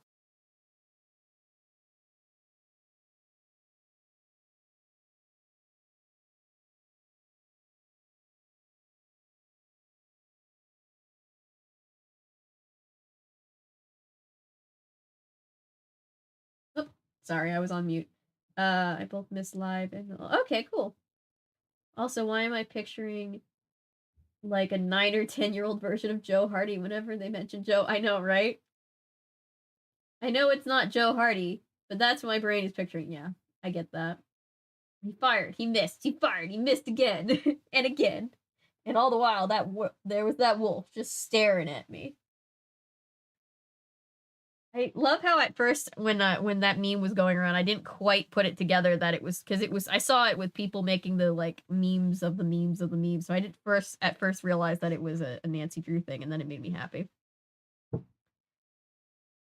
Outside, Wishbone's sharp senses went into action. His whiskers twinged and his muscles tensed. Cat alert! He glanced around the spotted the black cat he'd seen earlier. That's it! No cat crosses my territory 3 times in one day. The cat charged off, and Wishbone bounded after it. Behind him, he heard Demont's voice. I think your luck just ran out, Talbot. There has come a point when Ichabod Crane also fears his luck has run out. The signs and omens are not good, and he worries that perhaps he has attracted the attentions of supernatural powers. Powers such as ghosts that might find a way to get between him and Katrina Van Tassel. Forces other than Brom Bones, that is. How many more pages in this chapter? Chapter would take us to page. Yeah, so I think we'll do this chapter, this last Sleepy Hollow chapter, and then I'll hop off and we'll do the other half-ish tomorrow night. This was fun. This is fun. Wishbone, no, don't chase the innocent black. The poor cat. The poor cat didn't do anything to you, Wishbone.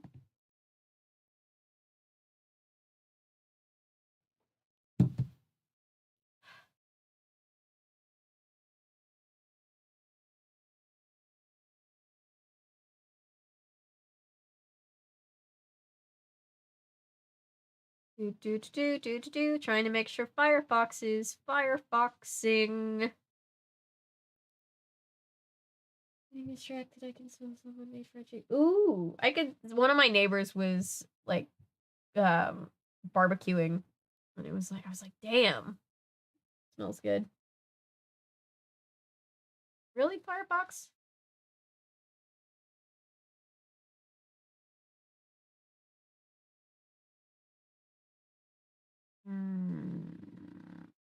Yeah, let me restart my Firefox for 1 second. See if that fixes it.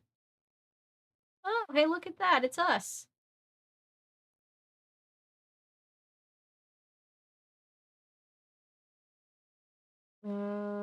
Sorry, already distracting myself. One more chapter. I almost got through without being that much distracted. Well, that's actually not true. Never mind. Having spaghetti right now. Ooh, I love spaghetti. There we go.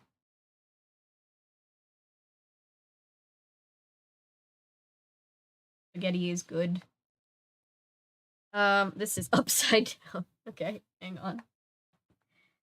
8. I don't know if I've been announcing chapters, but oh well, we can all see what chapter we're on. Chapter 8. Ichabod trotted alongside Katrina. He carried an empty picnic basket in his teeth. They had spent another lovely afternoon together. This time they had shared a picnic basket by the brook. Now the schoolteacher and Katrina were on their way back to the Van Tassel farm. I could go for a few more bites of that delicious apple pie Mrs. Van Tassel provided for our picnic, he thought. Perhaps she still has some left over for lunch.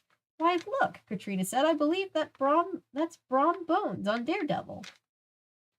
Ichabod glanced up and saw the huge black horse heading their way. He realized that the basket from his teeth was... he released the basket from his teeth, setting it on the ground, and watched Brom approach. There we go. Picture! Hello, Katrina, Brom called. Dinner, 2 waffles with blueberries and syrup. Nice. I'm gonna get something when I get off of... just finished to play Skitty. I'm gonna eat something when I get off a stream. Again, because I'm a nocturnal vampire, apparently.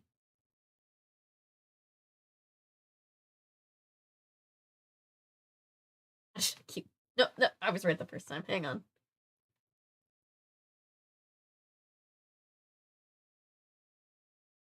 Katrina, Brom called as he pulled his horse to a stop. Hello, Brom, she responded with a smile. Good day to you, Ichabod said to Brom. Brom glanced down, first at Ichabod, then at the basket. You been on a picnic? He asked. It was wonderful. Ichabod licked his chops, remembering the delicious lunch. Katrina's mother thoughtfully provided us with several roast chickens, quite a bit of potato salad, a large roast beef, and slices of a wonderful apple pie. Damn, he's making me hungry. Quite a feast, Brom commented dryly. Mrs. Van Tassel is always most kind to me, Ichabod explained. Well, Katrina, perhaps you will spend the rest of the afternoon with me. Brom gazed down at Katrina. His brown eyes twinkled as he grinned at her. A small frown clouded Katrina's features. Brom, you should have asked me sooner, she complained. I have already made plans for the rest of the day.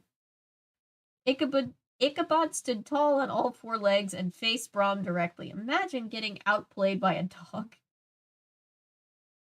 Katrina and I will be helping her mother witch-proof the house. It could take us many, many, many hours, he added.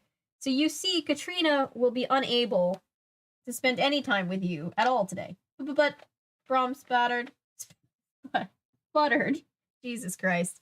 In fact, Ichabod continued, turning to Katrina, we should hurry. We don't want to keep your mother waiting. Good day, Brom. He picked the basket up in his teeth, and tail held high, he started to walk towards the farm. Goodbye, Brom, Katrina called as she joined Ichabod on the path. With a scowl, Brom turned Daredevil and galloped away. LOL. Isn't Katrina's mom being the one to bring the Headless Horseman back? Unless it's a very different version of the story.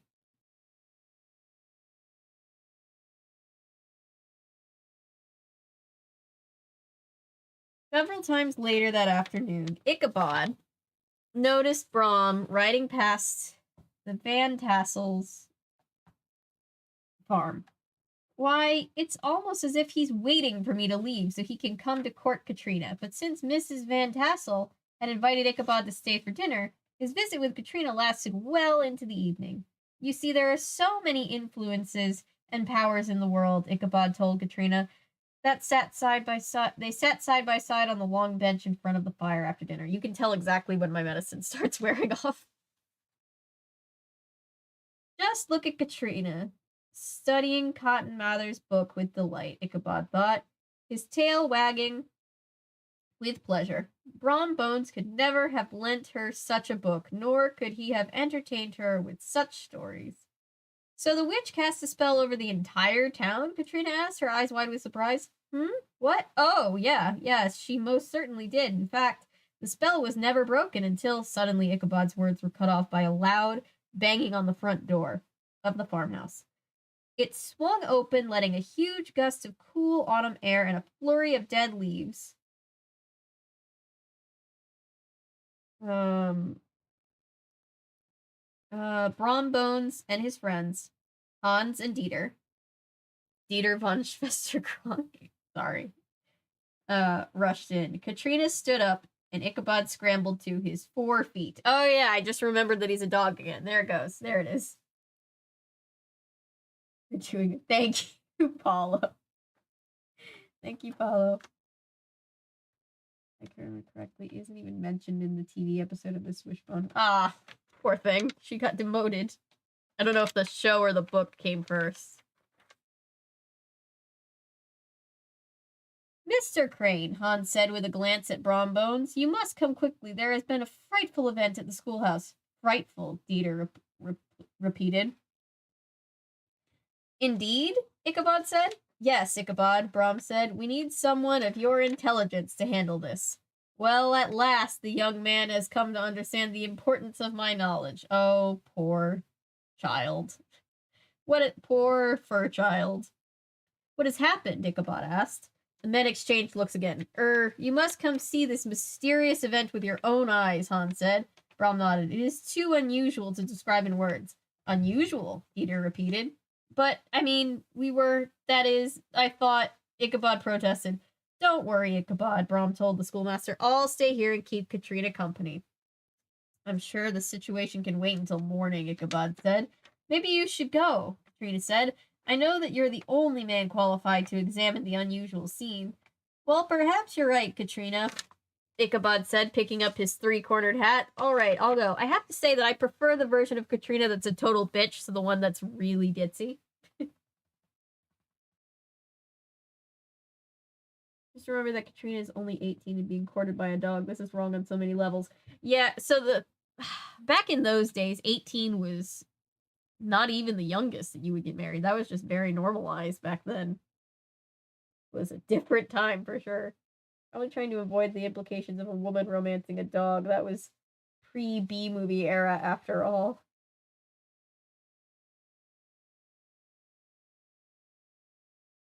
Yeah, that's a lot to take in. Although I don't think they're doing very well at avoiding it if that's what they're trying to do.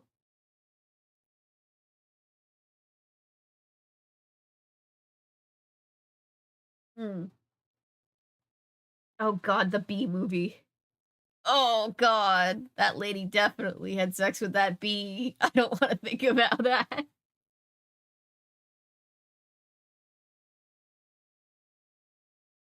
Where was I? He trotted over to the door as Brom sat on the bench beside Katrina. Well, what are we waiting for? Ichabod demanded Hans and Dieter. Is there a crisis or what? I shall patrol the area around the schoolhouse, Dieter said. He left the farmhouse, hopped on his horse, and then quickly rode off into the dark night. Hans accompanied Ichabod to the schoolhouse. However, every time Ichabod questioned the man about the emergency, Hans just shook his head and claimed it was too impossible to describe. You'll just need to see for yourself, he told the puzzled schoolmaster. Now then, what is so important that it could not wait until morning? Ichabod demanded. When they arrived at the schoolhouse, he sat in front of the door of the school and to scratch behind his ear. Just remembered he was a dog again. With his hind leg. Instead of answering, Hans flung open the door, holding a lantern in front of him. Ichabod turned to look inside and froze mid-scratch. He gasped at the sight of his topsy-turvy schoolroom.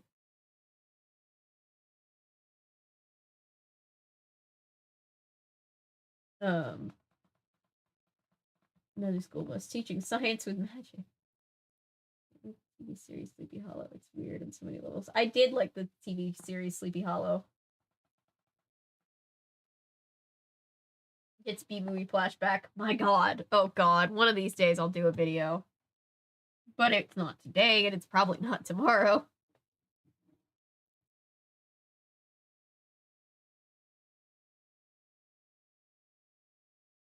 Reading the message. My god. Whenever anybody says that, I just think about the gif of Daveed Diggs from Hamilton, where he's like, my god.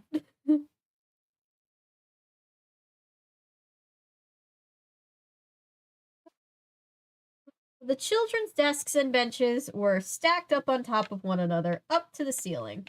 Their copybooks perched from shelves that no child could have reached. The dunce cap, worn by misbehaving children, sat on the leg of an upside-down table. Pencils had spelled out the word beware on the floor. I thought I was misreading the word spilled and I was confused. I started gaslighting myself. Ichabod's 4 legs trembled with fear, all 4 of them. Poltergeists, he cried. A poltergeist has moved through here. A what? Hans looked blankly at Ichabod. A poltergeist, a ghost, a spirit that plays pranks and causes trouble. Ichabod paced the schoolroom, his nails clicking on the rough wood floor. Click, I can hear it. I can hear the dog nails on the floor. You mean this mess could not have been caused by a human being? Hans asked, waving his hands at the mess. Impossible, Ichabod told him. No, this sort of disorder would only be the work of the prankster ghost. A prankster ghost. Ichabod shook his head. I have avoided supernatural trouble since I arrived in this village, even with the huge ghost population here, but now I see that my luck has finally run out. My, Hans answered with sympathy. You know, I suspected something like... poor schoolhouse. This might happen when the chimney was mysteriously stopped up a few days ago, and we were smoked out of the schoolhouse. Do you remember that? Why, yes, I remember it very well, Hans replied with a smile not seen by Ichabod. Well, here is the final proof that a ghost was here, Ichabod continued. Who but a mean-spirited ghost would do such a thing? Who indeed, Hans said. I have a good deal of work to do here, Ichabod told Hans. I have to clean up and straighten out my schoolroom. Then I must do all I can to protect the schoolroom in the future. So perhaps you should go, unless you would like to help me. No, I'll leave that to the expert, Hans said. Without another word, he left the schoolhouse. Ichabod was alone in the dark. The lantern light had gone out. Ichabod raced over to relight the lantern and raised the wick, holding the match in his teeth. He struck it hard against the wood floor, then lit the wick. The lantern light cast eerie shadows all over the bewitched room. Poor Hans, Ichabod thought, lifting the lantern in his teeth. He must have been even more terrified than I. After all, I need tissue.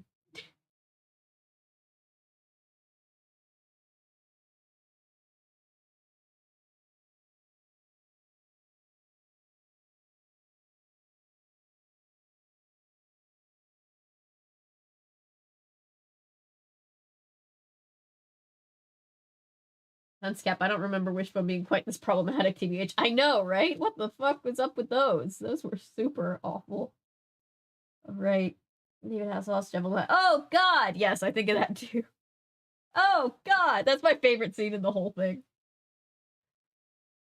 Some reason poltergeists are obsessed with stacking furniture. It even happened in the movie Poltergeist. Yeah, I don't know what their deal is with that. I haven't met a poltergeist, I don't think. If I ever do, I will ask them why they stack up all the furniture.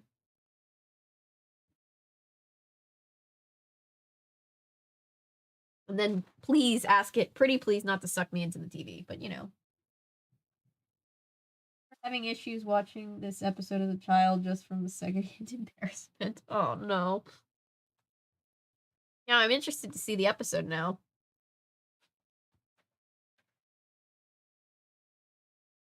After all, I have some knowledge and understanding of these kind of supernatural events. Ichabod placed the lantern on the floor and went to work to undo the mess created by the spirits. Each little gust of wind that caused the lantern light to flicker made him jump. There was no way to know if the ghosts had left the area. They could be waiting outside, watching, laughing, planning their next prank. Ichabod hurried about his work. He pushed the benches into place, and he set the books on their shelves with chattering teeth. The schoolroom was back in its ordinary fashion. It was time to take care of the larger, more fearful problem. I must concentrate all my energies to get rid of the ghosts. Things have become quite dangerous in Sleepy Hollow. Ichabod paced back and forth. For some reason, I am the target of this supernatural attention.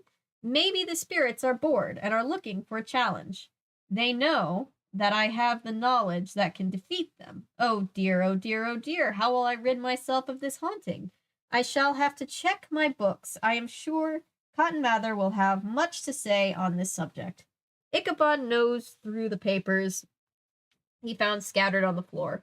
Could witches be holding their meetings here? He shivered. His fur stood on end at the thought. If so, I'd better get out of here now. Ichabod ran out of the schoolhouse door. He hurried home, making sure his warning bell rang loudly enough to drive away any troublesome ghosts. Oh my, this is an omen of terrible things to come. I'm sure of it. Oh dear, what next?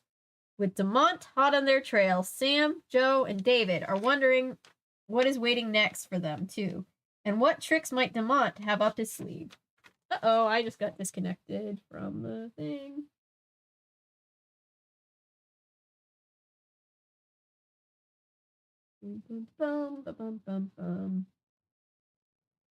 And so, at the beginning of chapter 9, I would say that's about halfway. So we will read the other half tomorrow night. Yeah, I had forgotten about... Wishbone is definitely in that era. Like, the 90s were that era before we were talking about any social issues, so, you know. Witches holding their meetings here? Ichabod, the only witch here is you. Yeah, Ichabod is totally giving witch vibes. Why is he scared of witches? That he should be chill. He should just be like, yeah, I welcome the help of the witches.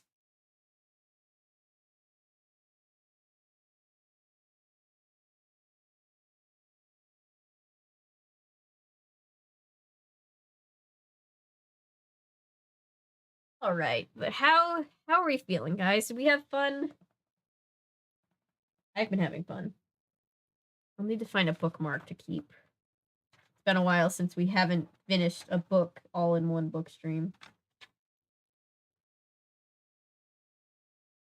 Oh, full cam. Full cam, there it is. I had fun, so have I. Yay! Modern Ichabod would 100% be on Witch Talk. Oh, yeah. I always have fun with your streams. Oh, thank you, David. I have fun, and I love seeing you guys. Bet I won't be around tomorrow. Had a great time with the first half. Well, if you want to catch up and see the end of the story, the VODs are always available, so feel free to check back. Thanks for taking the time. Oh, yeah, it's been a lot of fun. Thank you again, Patrick, for sending this to us and giving us the thing to read for 2 streams. Spooky boy. But yes, I will go. I feel like my voice is starting to go a little bit. So I will go. I will see you. Doggo and the Headless Spooky Boy. Yes. A lot of fun. Of this stream. These are cozy and relaxing. Oh, good. That was the idea behind starting reading streams, so I'm glad. Wish I was around more often, LOL. I appreciate you so much. I appreciate you for being here whenever you're available. And whenever you are around, just remember the videos and the VODs and the streams, they're all there. So, you know, if you ever need like a cozy thing to put on, always here. So, yeah, thank you guys for hanging out with me. Night air. Night. Good day to chat. Good night, everybody. Good day to everybody who is starting their day. Same every time, same every place. Yep. Same every channel. Yes. Yes. How many? We did 3 streams for the Nancy Drew book, right? That was also one of those that had a few vaguely problematic parts. Don't let the ghosts get you, or vampires. I mean, if you and I are vampires, we're not scared of the other vampires, right? No meme stream planned for right now. I'm not sure. Ever since getting kicked off stream, I'm not sure how to make it work without getting kicked off again. Good restful evening, fellow nocturnal. Good night, fellow nocturnals. Have a good restful evening. If you have to stay up, I hope you're just chilling. Cuddle me doll. Yeah, be terrified of the cuddle me doll. Terrifying. But good night, everybody. I will see you tomorrow. Stay safe. Bye. Later, alligator.